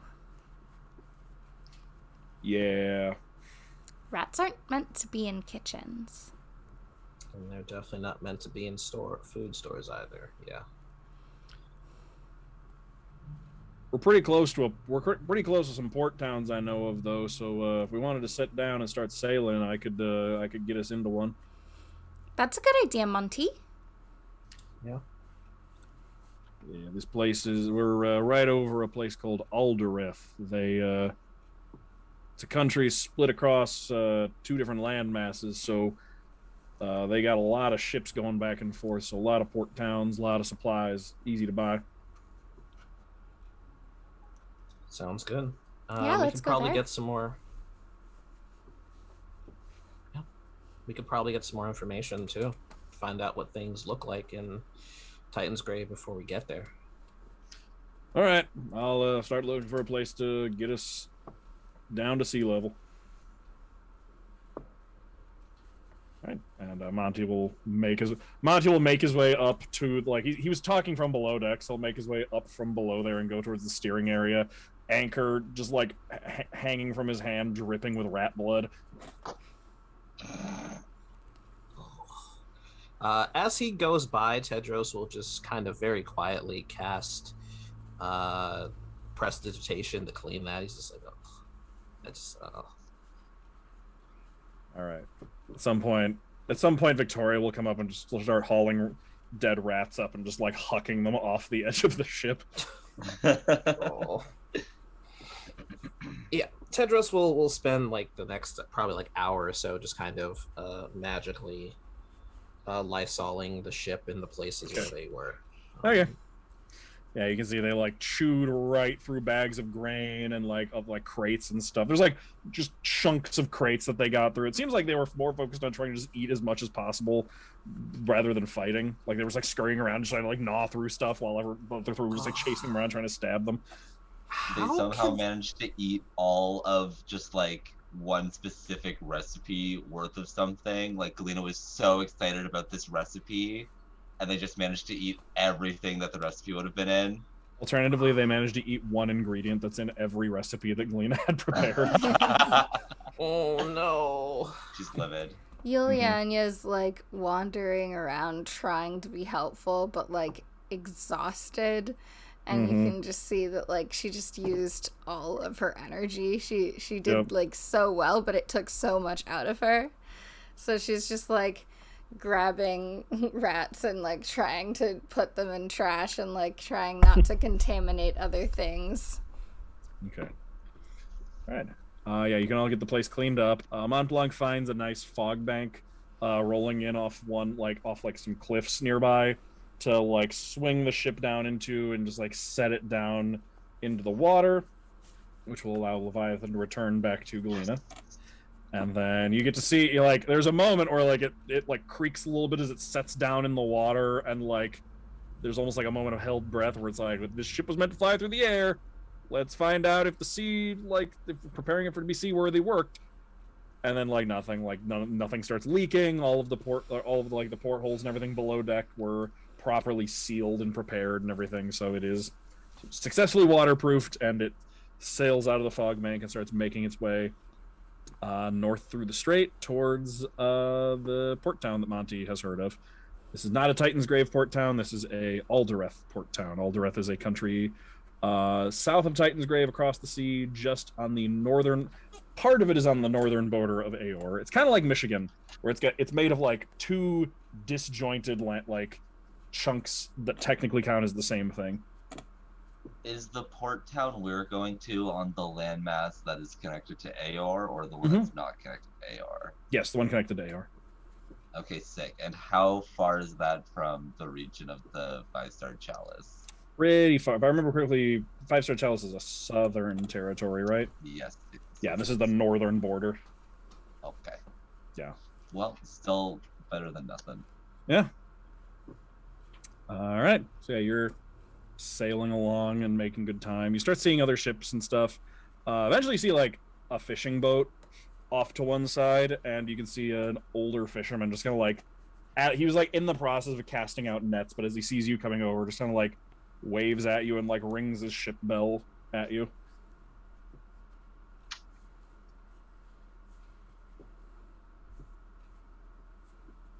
Montblanc, is there like a procedure that we're supposed to know about for when? People on ships will sometimes just, they see a ship coming from another direction, maybe just stop and chat for a minute to find out about news and things like that. Oh, okay. Sounds good. We can go past him or we can stop. It's up to you. Sure. I mean, I think we can probably get some more information. You haven't been back in a while. I have never been, so. Yeah, I'm gonna stay in here though. I don't want anyone seeing me. Got it. Yeah. All right. So yeah, he'll pull the boat up next to the fishing boat. It's like a pretty standard, like one sail little fishing boat with this guy, just like a big tangled bushy beard on the deck. Just, oh, hi there. Nice to see all of you. Nice to meet you. Oh, it's so lovely to meet you. How are you doing today? Are the fishing good? Oh, fish are going pretty well. My name's Wally. No, I don't fish for walleye. That wouldn't make any sense. Those are freshwater fish, and this is saltwater. But anyway, nice to meet all of you. Nice to meet you. Yule does a little nod, but she's got like all of her hoods pulled up over her head. All okay. 20 hoods. Yes, it's lovely to meet you. This is Tedros. This is Yulyanya, and my name is Galina. Nice to meet all of you. Where are you heading from? We just left Sveruk. Oh, I've heard of it, but never met anyone who's been. How is it down there? Oh, it's very lovely. It's cold. So nice there. It's fucking freezing down it's there. It's cold. Oh, that's also, yeah. Absolutely. By the way, you all actually, as you're saying that, realize you've been up in the air for so long that it's been pretty cold still. So, like, now that you've landed, it's like it takes a second to register, like, oh, we're back in a temperate climate. It's like 70 Fahrenheit-ish. Like, it is where you're heading towards the tropics, actually. So it's like warm, room temperature. Yeah. Yule's gonna get warm under all 15 cloaks. About 21 C. Yeah, we haven't been there for days, and I'm still dressed like I'm trying not to. Oh, hey. Well, glad to see you made it safe. Hope you have a safe journey the rest of the time. Any news coming from your direction? Not really, no. Nothing. Do you know what year it is? What year it is?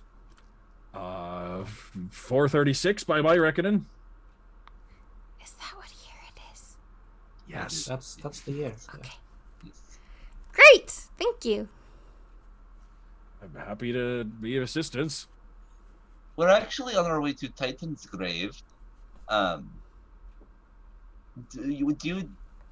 It's our first time sailing these waters. Do you maybe know of like a good route? Oh, you just keep heading north along the shore, and then it'll bring you all right to the Esma Sea, and just, well, you're gonna want to. Are you heading for Titan's Grave proper, the city, or one of the outlying islands?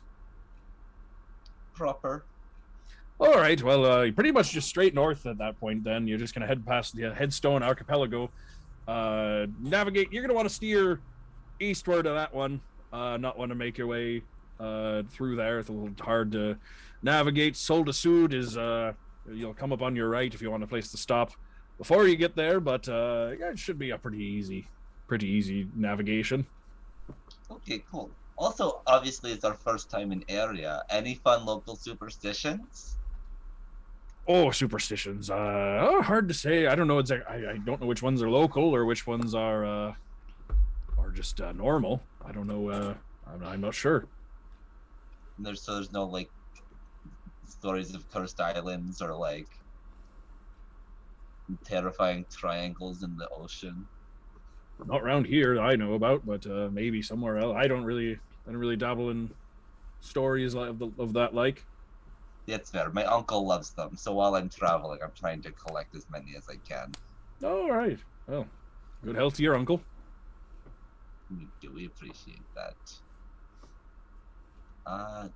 I'm very sorry. I don't know how long is polite to keep. Oh no, it's fine. If you need to get on your way, that's perfectly fine. I just have been out here tossing nets all day, and I just wanted to. I saw another boat coming by. I wanted to say hello.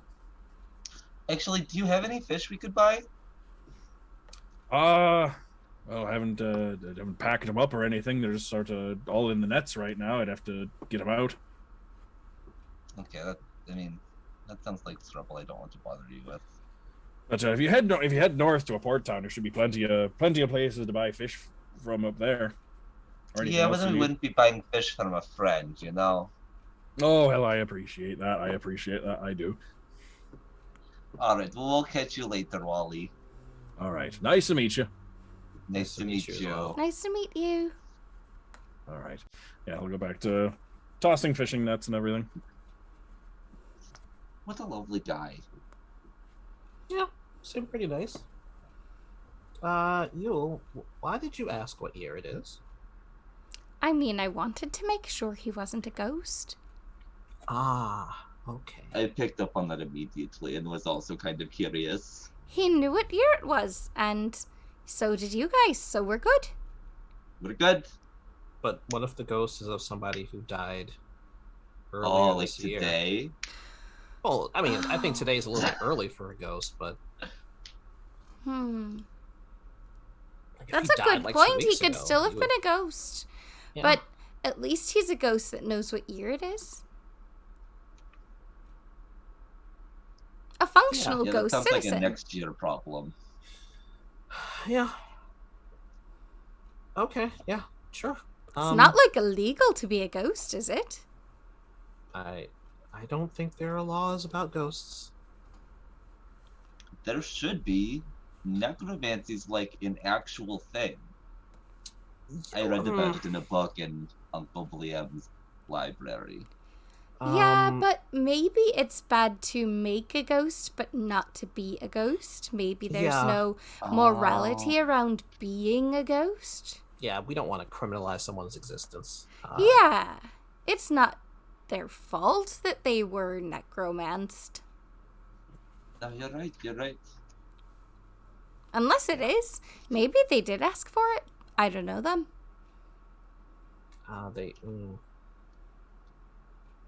It seems kind of sad to be a ghost so far.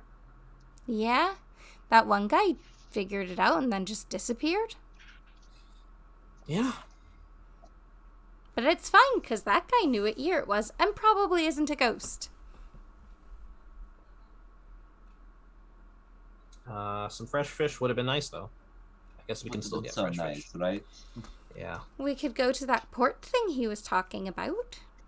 I think we should. I want to send a letter. That's where we're headed. Yeah. Plus, maybe I can find some stuff. There's a lot less metal in Spheric, just because they don't have a ton of metal. So I could maybe find some stuff to patch up, get us a couple of coins that way. That'd be great. All right, continue onward towards the port town. Yeah. All right. While we're going, I would like to be spending my time crafting just like a letter that is very innocuous, but that Uncle Bliam would be able to read and be like, here is the hidden message of this letter. Okay. All right. So you keep going along the waterway. Eventually, come up towards the port town of Nelswit. Nelswit. And you can see it is more harbor than town, honestly. Like, it is expansive docks with all sorts of ships of different shapes and sizes, spread out on the different docks and everything. But as you start making your way in, you can see that there are what looks like naval ships patrolling the harbor. Monty gets tense for a minute, but then he recognizes that they're Aldereth Navy and not Titan's Grave Navy. But one of them does kind of pull up in front of you, and someone with like just a metal cone to shout through, like stands on the deck of the ship, not like a megaphone, but like just the old school version. He stands on the deck of the ship. Are you seeking harbor at Nelswit? Are we seeking? Yes, we are. I think so. Where are you coming from? Spheric? We're currently coming from Spheric, originally from Aor. All right. They are going to. You can see. Turns around and like goes back below decks and just like. Is this some kind of what? I'm a wealthy noblewoman who's on a trip to find myself. They're like, are we getting punked? Yeah, that's kind of the vibe you're getting as they like. It's very undignified to just be yelling across the deck like this. Is there any way we could like? Do you want to board for a moment so we can talk properly?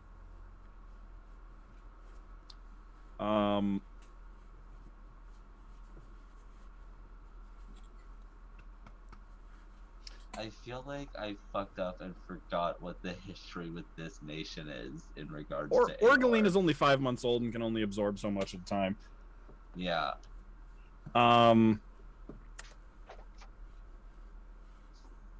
What are you here to do? Buy stuff.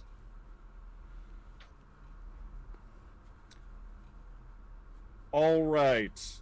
They're going to they're going the ship's part and start letting you past. That was weird, right? I don't know what's going on at all. Cadence is gonna pop up from below decks. Just gonna say, what's happening? I don't know. Are we in like? Is something going on out here? I don't know. What do you mean? Where are we? We're almost to Nelswit. Nelswit. What country is that? Aldereth? Aldereth. Okay. All right. I mean, the only thing Aldereth's got going on is that Aor started invading them a few months ago. Okay. Okay. We Cadence. didn't even have to say Aor. We could have just said Spheric.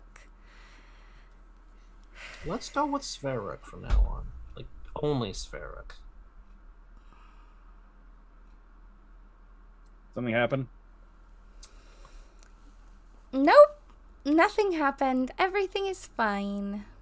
I don't know if everything is fine, but nothing happened. That is true. I'm not going to be able to send a message from here to Aor. Seems Probably unlikely. not. I just crafted the perfect letter too. There's even a Sudoku in there. Like a newspaper. Got a crossword puzzle of Sudoku. Yeah, and there's just hundreds of little hidden hints. You solve the crossword puzzle, it's the actual letter. So they let you pass into the harbor, but like tentatively. And then How long ago did Aor start invading? couple of months, I'm not quite sure on the timeline, but not very long. Okay, we've been at sea for a year. We have no idea about the Aorian invasion. And frankly, I am a peace-loving, war-hating, just wealthy woman. You'd always be like, oh, I'm sorry, I'm not even from Aor. I used that as a scam to try and scam people. But that doesn't sound like great. I don't know. I'm thinking on my feet here. That I'm gonna be honest. I think that sounds worse. Okay, all right. I think that sounds worse. My go-to is usually when I need to lie about something is I always make the lie worse than what the actual thing is, because then people are more likely to believe it. Well, yeah. Well, I mean, like not like actual bad, like I don't know, telling people I soiled myself usually works, but like I'm floundering here. I just woke up. We're on water again. That's nice. Sister says that if you say the thing that people want to hear, you are most likely going to get away with whatever you said you did, even if you didn't do it, or whatever you said you didn't do, even if you did do it. Just try not to be conspicuous. I think I follow.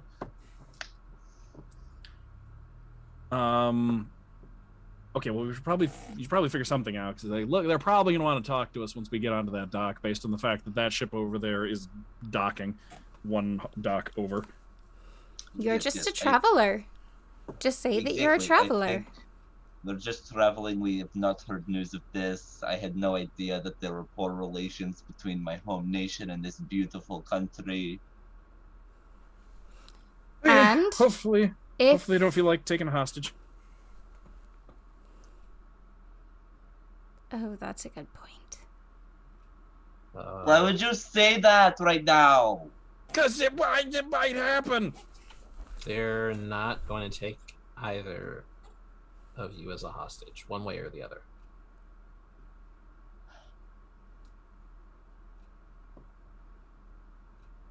We could always offer Galina and chains.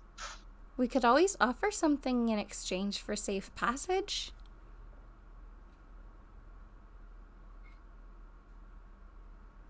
I wonder if Monty knows anybody. That's another problem.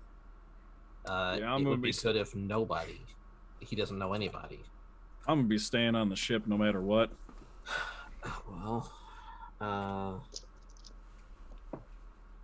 this is good. Okay. It's fine. I'm sure we will be able to talk our way out of it. Yeah. We should be okay. Right. Ship is pulling in dock, and Monty will like pull on a hood or like a hat or something to cover himself up and like tie the ship off and then go immediately back in the ship. Question: is this the same day that we fought the wyvern? No, this is the next day. Okay.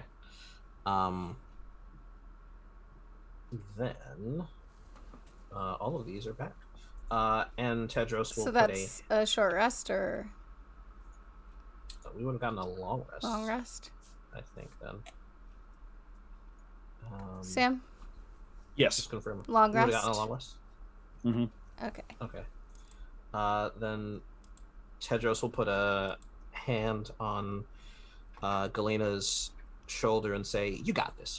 Just, you got this." And he will cast Enhance ability for Charisma. Okay. Yeah. Monty is very on edge and is staying just in the ship away from everything.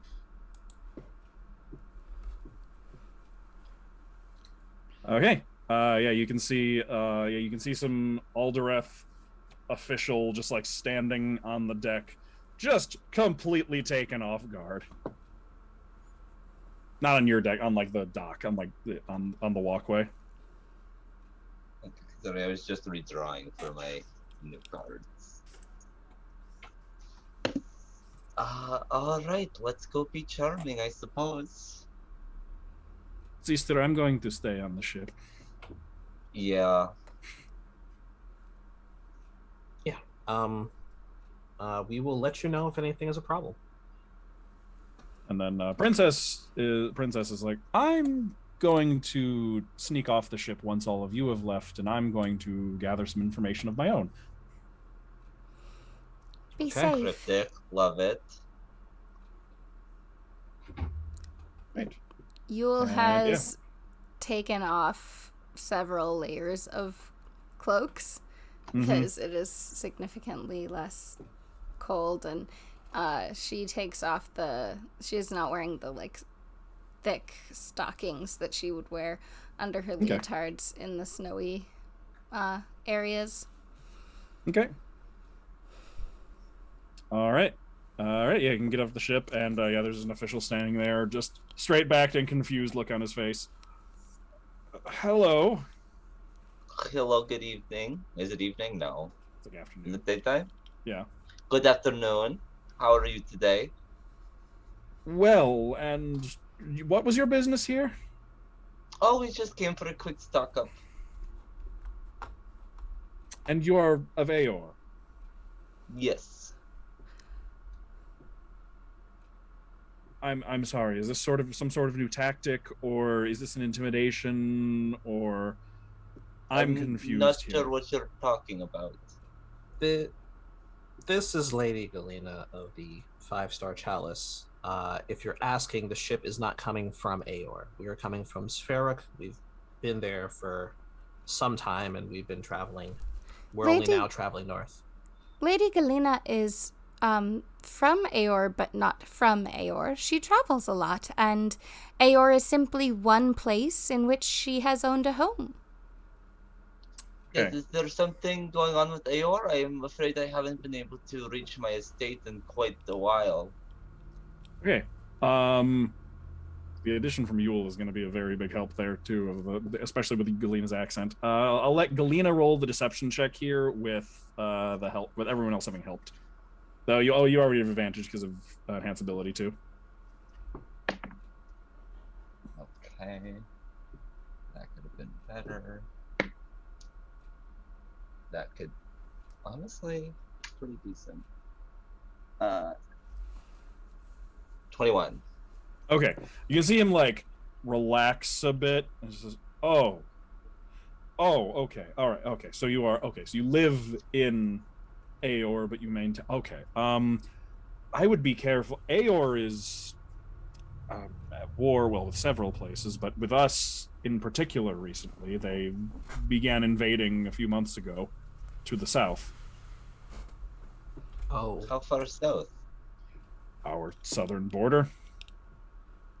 Well, You put... Lady Galina lives more on our ship than in Aor, so we really had no idea. I am terribly sorry to hear this. That makes a lot more sense based on everything. Oh, I see. That makes a lot more sense now to us as well.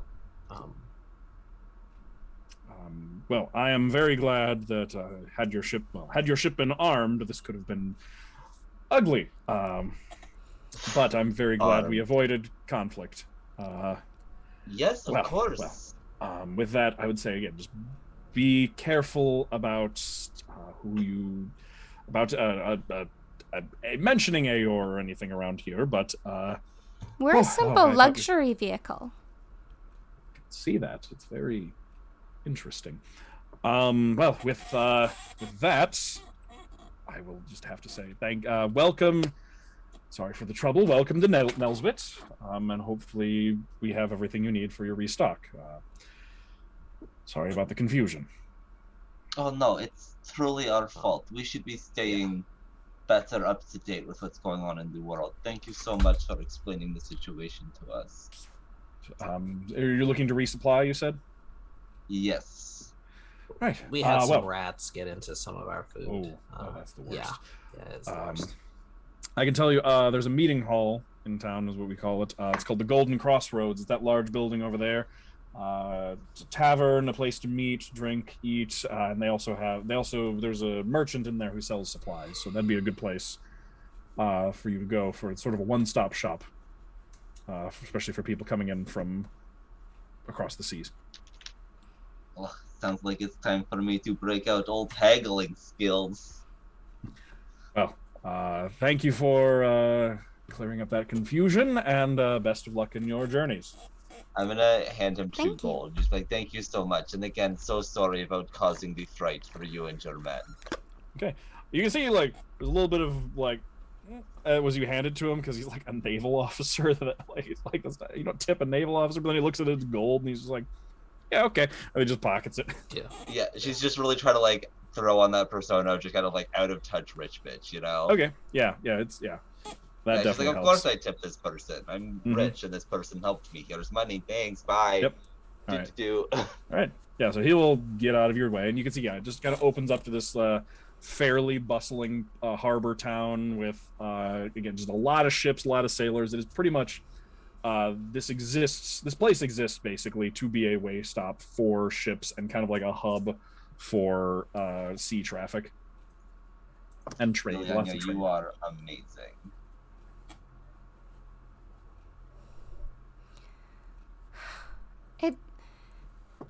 I just have to think on my feet. And you're very good at it. I'm very proud of you. Yeah.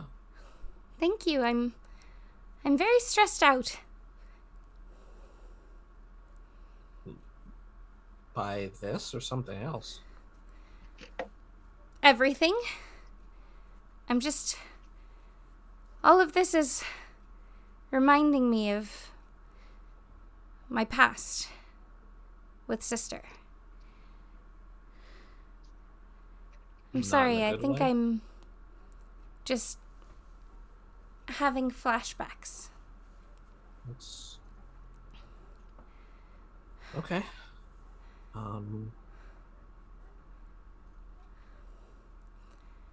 But it's fine. Okay, well, if you need to take a break, you let us know.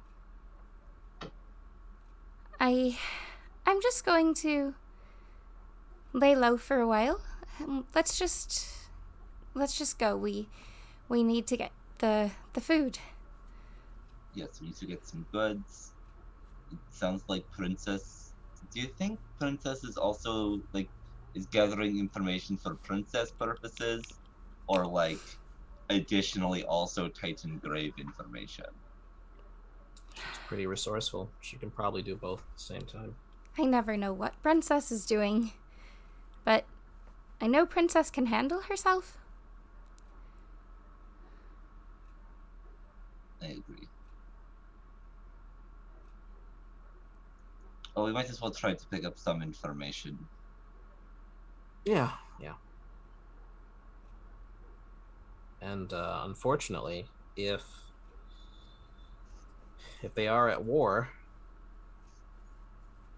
as bad as it is to say, somebody who can repair things will probably find a place to make some money. So That's true. I can probably do a little bit of that, just however long we're here.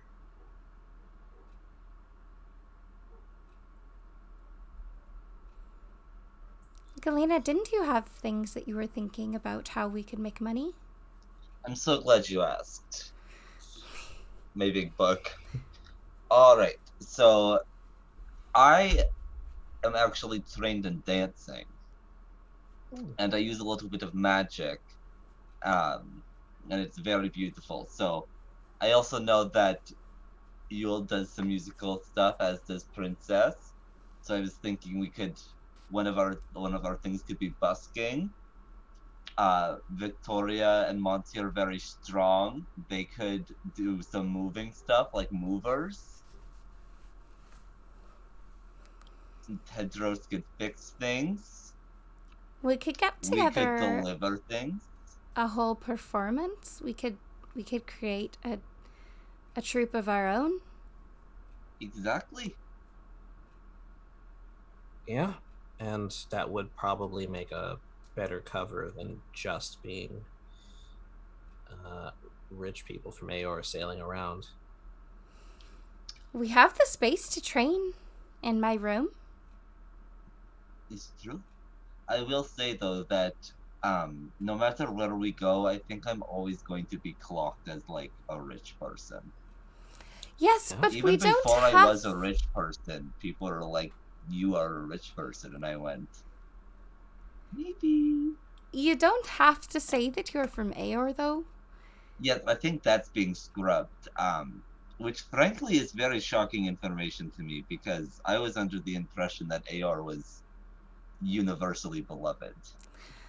Well, if you want, if we put together a troupe, we could become rather successful, and people will assume you're rich if you're a performer, and a good one. That's true. Would you say that Aor is universally beloved? Cadence, who has been following along with all of you, just like kind of suppresses a snorting laugh. What's that? I'm sorry, what? You snort laughed. That usually is a sign of derision, as if I said something stupid. Well, no, it's not just funny, not stupid, but funny to me. Explain joke. About Aor being beloved. Yes. Aor has conquered like half a dozen countries in the past 100 years. I mean, it's true that Aor has been expanding, but we are helping. It depends. I mean, well, some places I think agree, maybe. Jovendell just accepted protectorate status, I think. I heard about that from one of the other workers where sacrifices, we called ourselves that as like, reclaiming the term, but like, you know what I mean. Yeah, we can do that.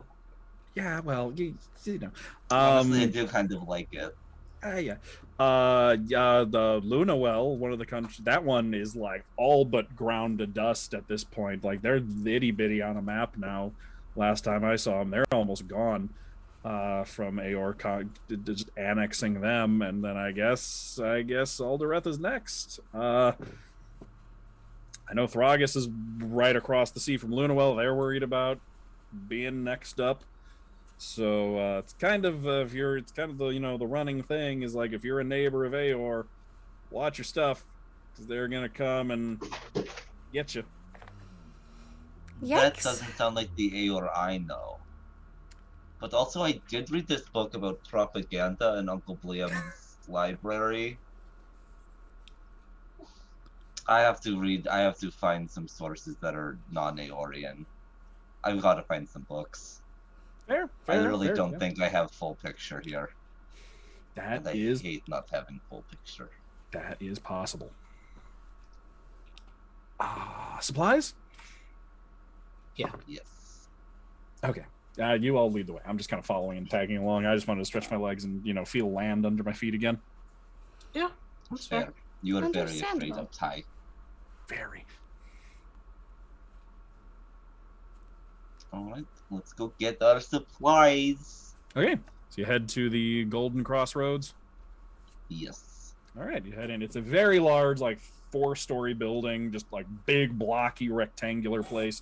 You can hear sounds of like laughter and music and everything coming from inside. It seems to be like, it's like the shopping mall of like taverns and like shipping merchants as well. Like you walk inside and it's just tables everywhere, and you can see just like it's open all the way to the roof, up the middle. So the second through fourth floors are kind of like balconies running along the outside, and there's just like tables and stuff up there and around.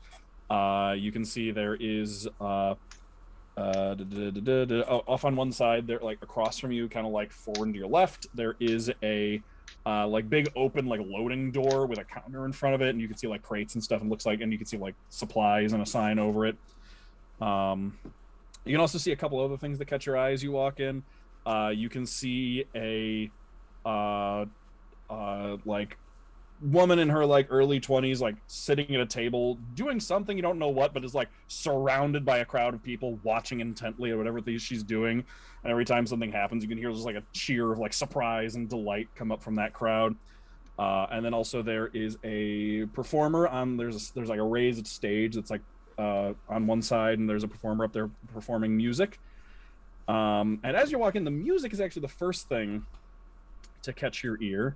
In particular, maybe not Tedros and Galina, but Yulyanya, you recognize this song. And you've caught the performer at like the tail end of the song. And the song goes a little something like this. Which is where is it? Way hey the rattling bog, the bog down in the valley, yo. And in that in that nest there was in that bird there was an egg. Way egg, a rattling egg, and the egg and the bird and the bird and the nest and the nest and the limb and the limb and the branch and the branch and the tree and the hole and the tree and the hole and the hole and the bog down in the valley, yo. Way ho ho the rattling bog, the bog down in the valley, yo. Rare bog, the rattling bog, the bog down in the valley, yo. I know that song. It is a song about the valley. And as he finishes, Valley lore, finally. I know that song. And he bows, and like everyone claps and like wipes his brow and like goes to take 5 off the side of the stage. Did someone say valley lore? So, like how far away are they? He's like off. Like not immediately next to you, but like you'd have to walk a little ways away over by the stage.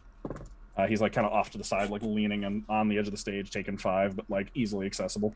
She just wanders all the way over and is like, "Hello, hi there." I know that song. He's a gnome, by the way, so he's like eye height with you. Oh, do you now? Yeah. Oh, that's good. That's nice. I played around these parts. You usually need people singing along with it, but you don't really get that a lot around these parts. Not as good. How did you know the song of the valley? Oh, I've been to the valley once before. I passed through, and I was part of a caravan going through it. So I don't remember.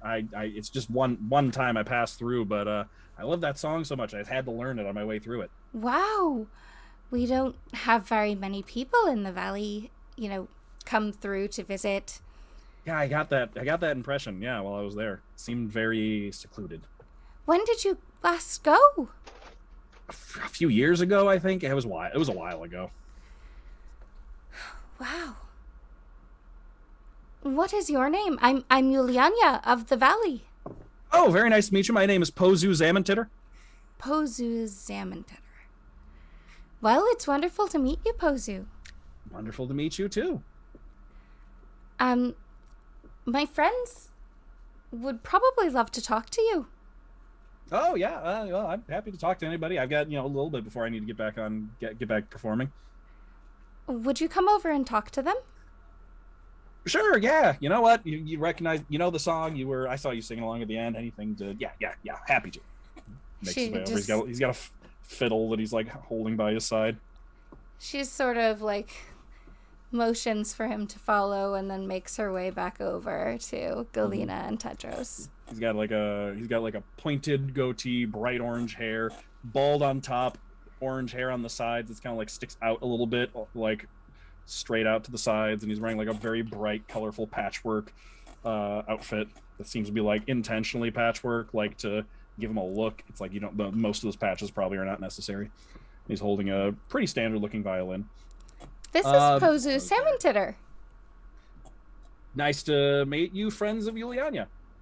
Hi. Nice to meet you. My name is Nice to meet you. He's been to the valley. Yeah. Where on the map is the valley? What? Sorry? On the map, where is the valley? I Okay, I couldn't point to it out of map. I wasn't steering the caravan. I know it's in Gelrith, but that's about all I can help you with.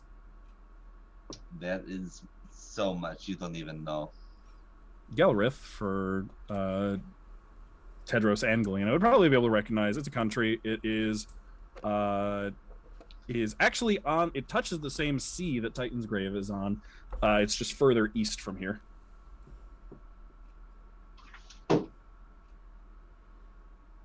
Huh. Fantastic news. Technically still connected. Actually, it's a little roundabout, but it's like a peninsula off of. It is connected to Sveruk via land.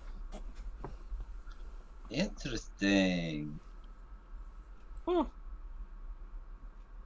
Yulyanya's not even like paying attention because in her mind she's like, I know where the valley is, even though she has no idea. Mm-hmm. That country name, never heard it before. Now, how secluded is the valley? Pretty secluded, I would say. Like cult levels of secluded? Oh, I don't know about cult. They're just, maybe, just a valley. Maybe let's get let's get a drink and talk about it, huh? I want to know where else you've traveled to. I actually really want to go shopping, so I can go grab supplies if you want to talk to this gentleman. That sounds good. Okay. I'll go with Galina. Do you want me to stay with you? Do you want me to? Oh, I thought that you would stay. Yeah, sure, absolutely. Galina, I will let you know if anything is up. Sounds good. And then I just drop a little kiss on Yulyanya's head, give Tedros a little shoulder bump, and I'm gonna go shopping. Great. So are you getting a drink? Getting him a drink at the table? Yeah. Okay. Tedros will he'll pay for drinks. Okay. What y'all getting? Is there a drink menu?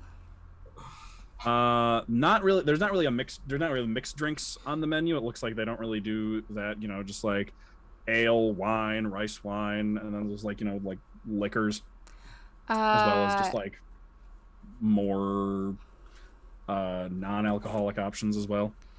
She'll get a rice wine. Okay. Cup of rice wine. One cup of rice wine. That's 1 silver piece, please. Okay, I got that. Don't worry about that. Thank you. And Pozu, right? What do you have? Yep.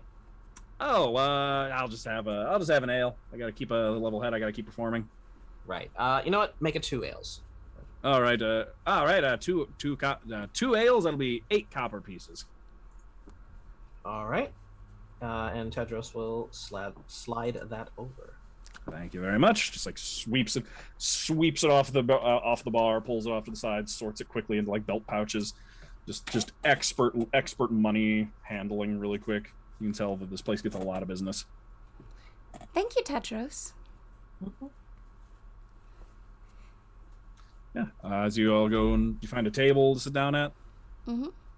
Okay. While you're going and doing that, Galina, you can make your way over to the counter where the supplies can be purchased. Fantastic. And yeah, you can see there is a Goliath woman who is operating the counter. She is like 7 feet tall, just enormous, wearing basically just like overalls and just like a simple cotton shirt, shaved head, and just like an intricate scalp tattoo that just like runs down the middle of her head, down the back of her neck. Very cool. Can I do like an insight check to see just like what the best approach is to get a discount? Sure, go ahead. Oh, I forgot to mention she's also wearing brass rings around her biceps. Okay. That's also very cool.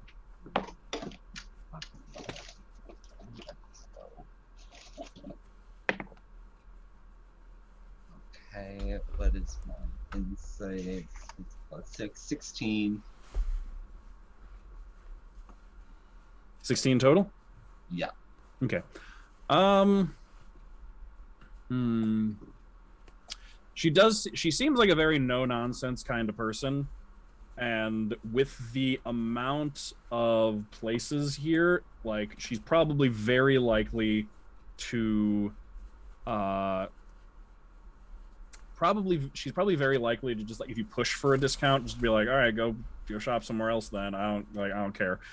She gets enough business. But so kind of the place where it's like, yeah, if you order enough, or just like ordering enough, customer loyalty, odd numbers, the kind of thing where like if you're just like a good customer and like don't rock the boat about it, she's likely to just like cut some things off and just like, oh, let's cut that down to an even this much or something. Like much more likely to give you discounts out of laziness than out of like kindness.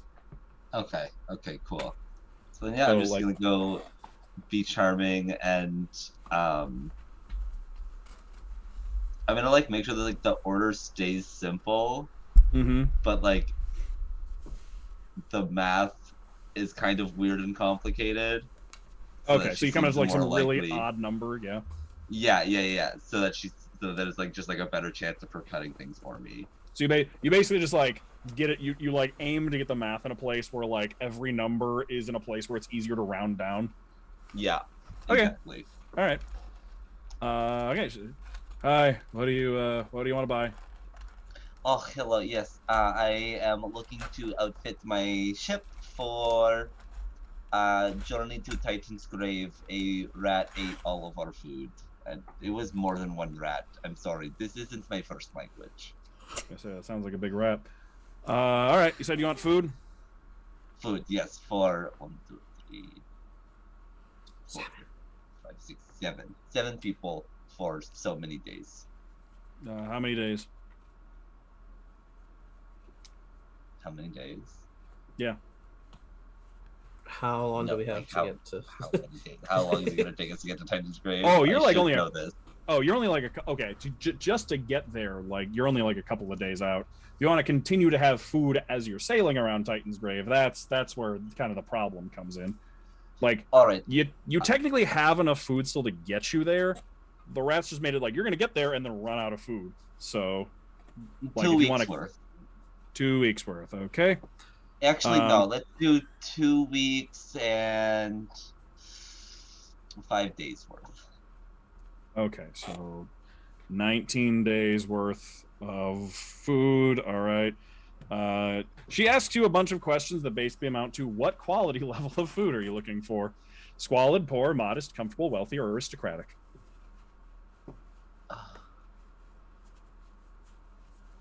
It like hurts her to not get aristocratic. But she's like, no, it wouldn't be fair if I was the only one who gets aristocratic. So just modest. Modest will be fine. Modest? Okay. All right. Okay. I'm gonna tell. Okay, I'll doing the calculations here. So 19 days worth of modest. They froze. Oh, sorry, my back.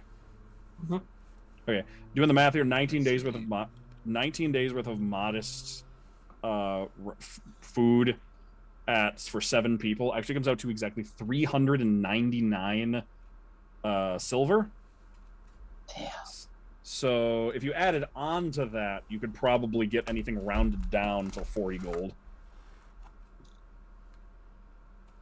What else does she sell? Other supplies like sails and things like that. Most anything that's in the player's handbook under like general equipment, not weapons. Like no weapons or armor, but like anything else you can buy in there.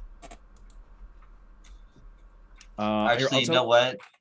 I am just gonna get the food, but I'm gonna round it up myself and say thank you. You round it. Oh, you're just gonna like pay. You're actually gonna round it up to you're gonna round it up and pay that. Yeah. Okay. I was gonna say you could probably figure out like a number to go above that she would just round down to 400. But if you just want to make her happy, then that works too.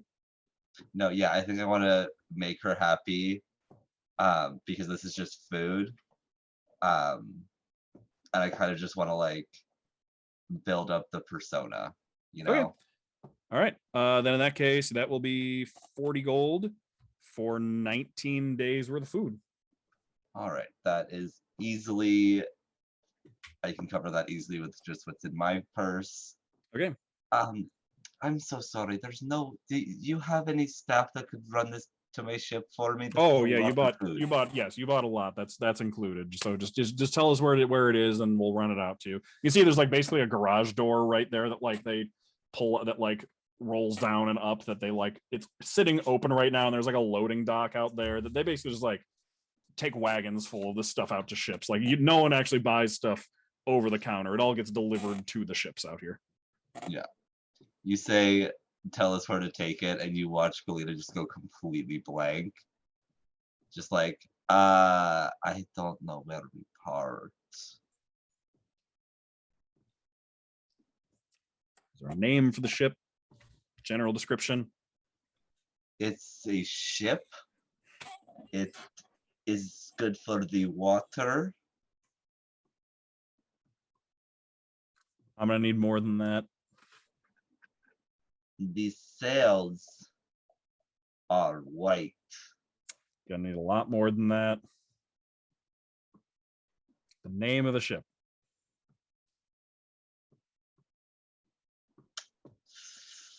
Galina named the ship. Yeah. It's painted on the side. No, I know.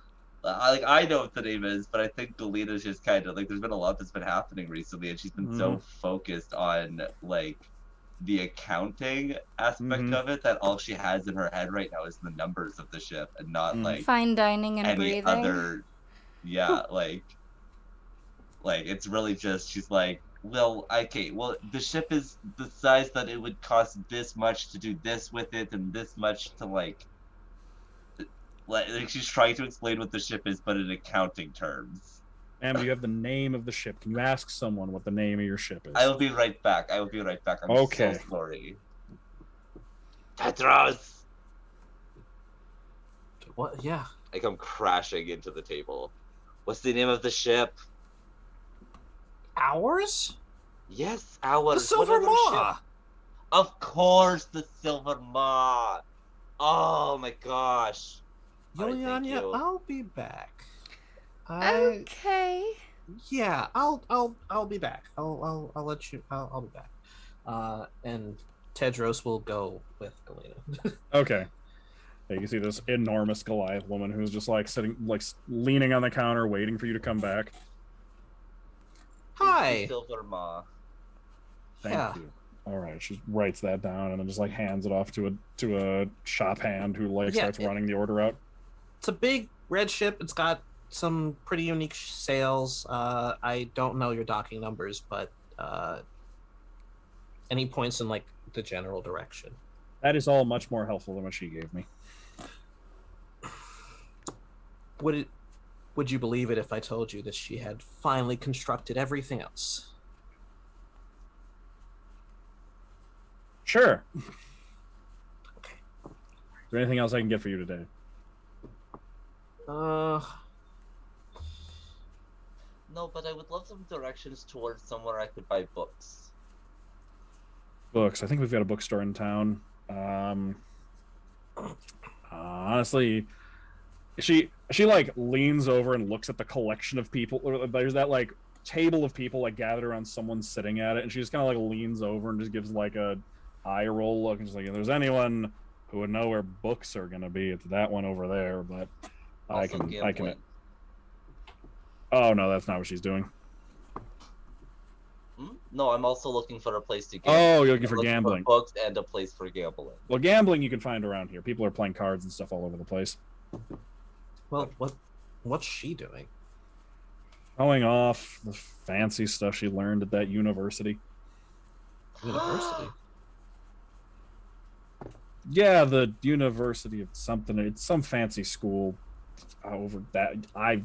I don't know. She talks about it a lot. She grew up here. She came back. She's a show off. I have to see what she is showing off. Thank you so much. Yeah, we'll have the stuff delivered. Thank you. And actually, before we go, food costs money. You know this. And I was looking to see. I'm pretty good at repairing things, so if there's somebody who might need stuff repaired, I do good work. I work very quickly. Just looking to make some extra money while we're in town. What kind of stuff you can repair? Honestly, probably almost anything. Okay. So she like leans over the counter so you can point out the door. Just goes, about 3 doors or 3 lots down that way. You're gonna come to Jeremiah's scrapyard. He takes an old broken scrap. He sells it as scrap. But if you can fix that scrap and make it into something, he'll probably you could probably sell it somewhere else. But he'll probably give you just a turnaround there because he'll be able to sell it. You won't be able to get as much, but you won't have to go through the process of selling it. He'll give you the money for it right then and there. Interesting. Thank you very much. Mm-hmm. I'm actually very good at mending things also, but only wounds. Is there a market for that? We got doctors, but if go down south, you'll be able to find you'll probably find a good market there. Heard that. All right. Okay. Yeah. Goodbye. Thank you. Thank you for your business. Yeah, I want to go see what magic she's doing that she learned at the Magic University. Okay. While they're walking over, Tedros will kind of nudge Galina a bit, be like, "What was that?" Well, listen, I have been thinking of our ship only in terms of numbers for so many days that I frankly completely forgot everything else about it other than the various costs. This ledger has been taking over my life. Okay. All right. So are you heading over the table? Yulyanya, you're just all hanging out at the table with this musician Pozu. So it seemed like you wanted to know something or talk about something. So are you a traveling musician? More or less, yeah. You kind of unless you get really lucky, you have a hard time finding steady work as a musician somewhere. So you got to move around to go where the work is. Where all have you been? Well, I was on that caravan that went all the way over to the valley, which we passed through a couple other places on the way there. Have you been to Titan's Grave? Once or twice, yeah. Made my way up there. I usually like going via land. I don't like taking ships too much.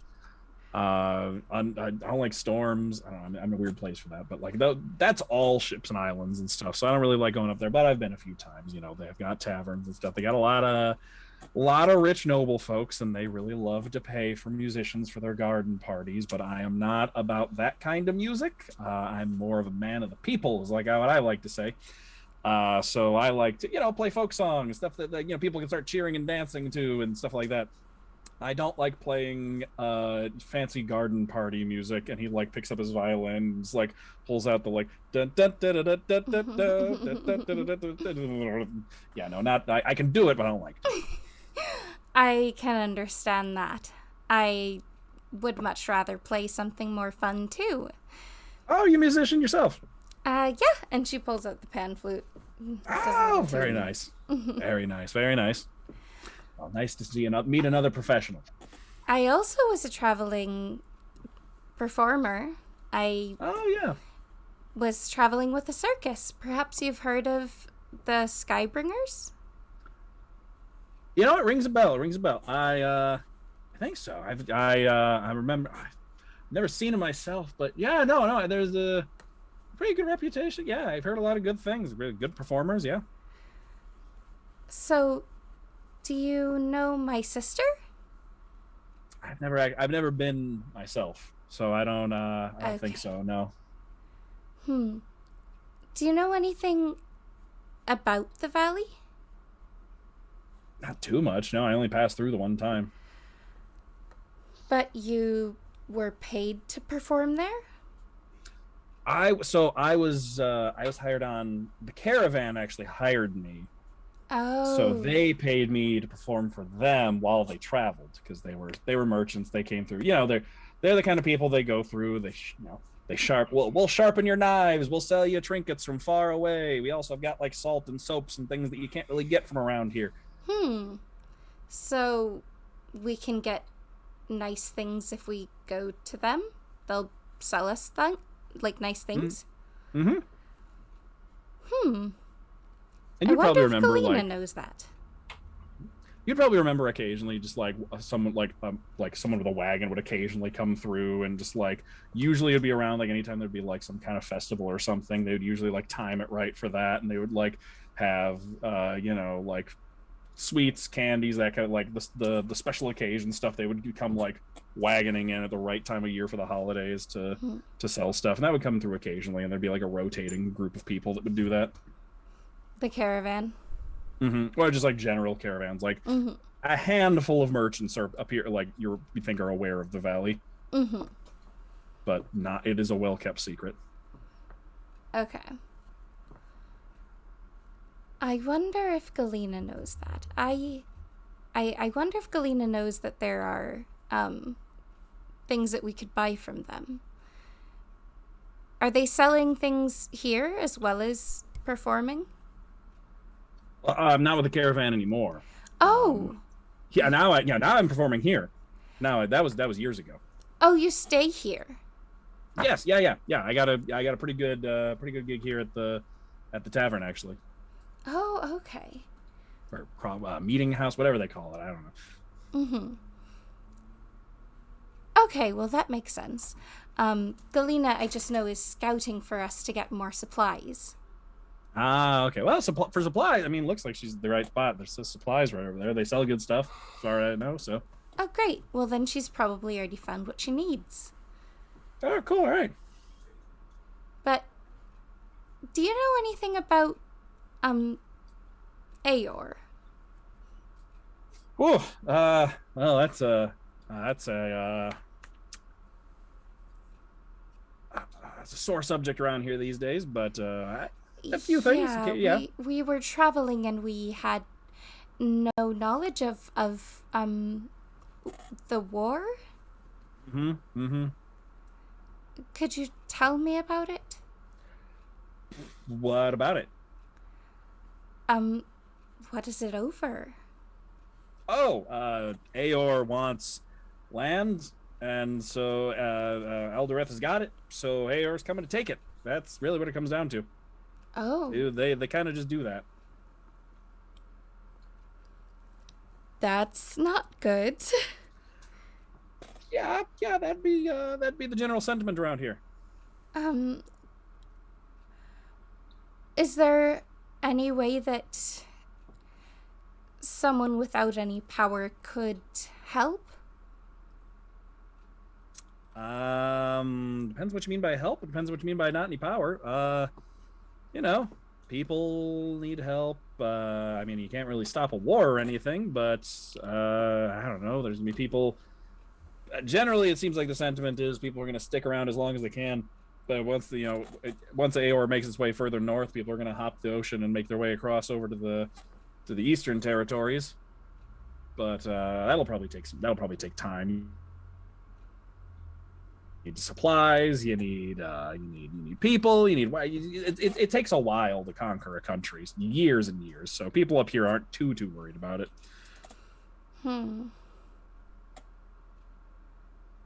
Well, thank you for the information. Oh, happy to. I'm going to go find my friends and see what we could do. All right. Well, best of luck to you. Thank you, and you as well. And she gathers up her things and just like wanders back the way that she sees Ark had left, or Tedros had left it. All right. And with all of you heading over to the table, I'll say you head over, and I'll give you one last thing, because we're about at time here for the week.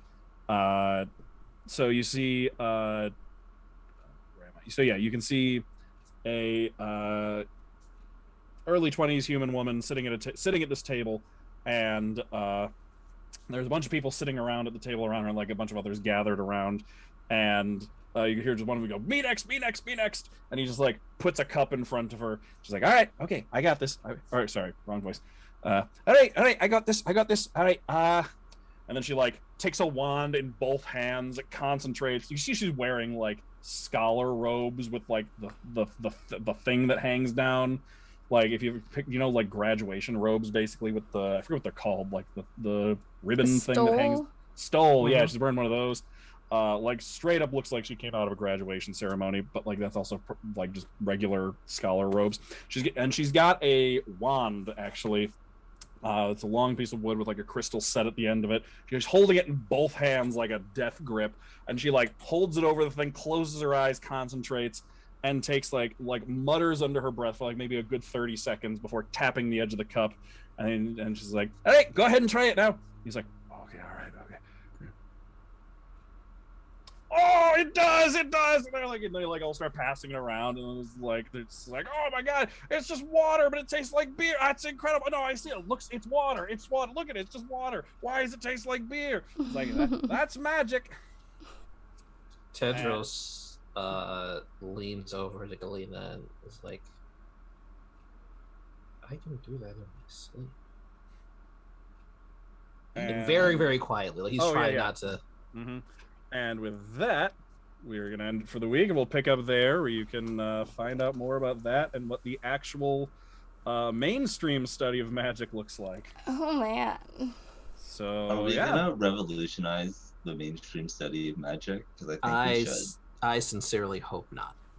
Are you going to revolutionize the study of magic, or are you all just special people who get to learn it way quicker?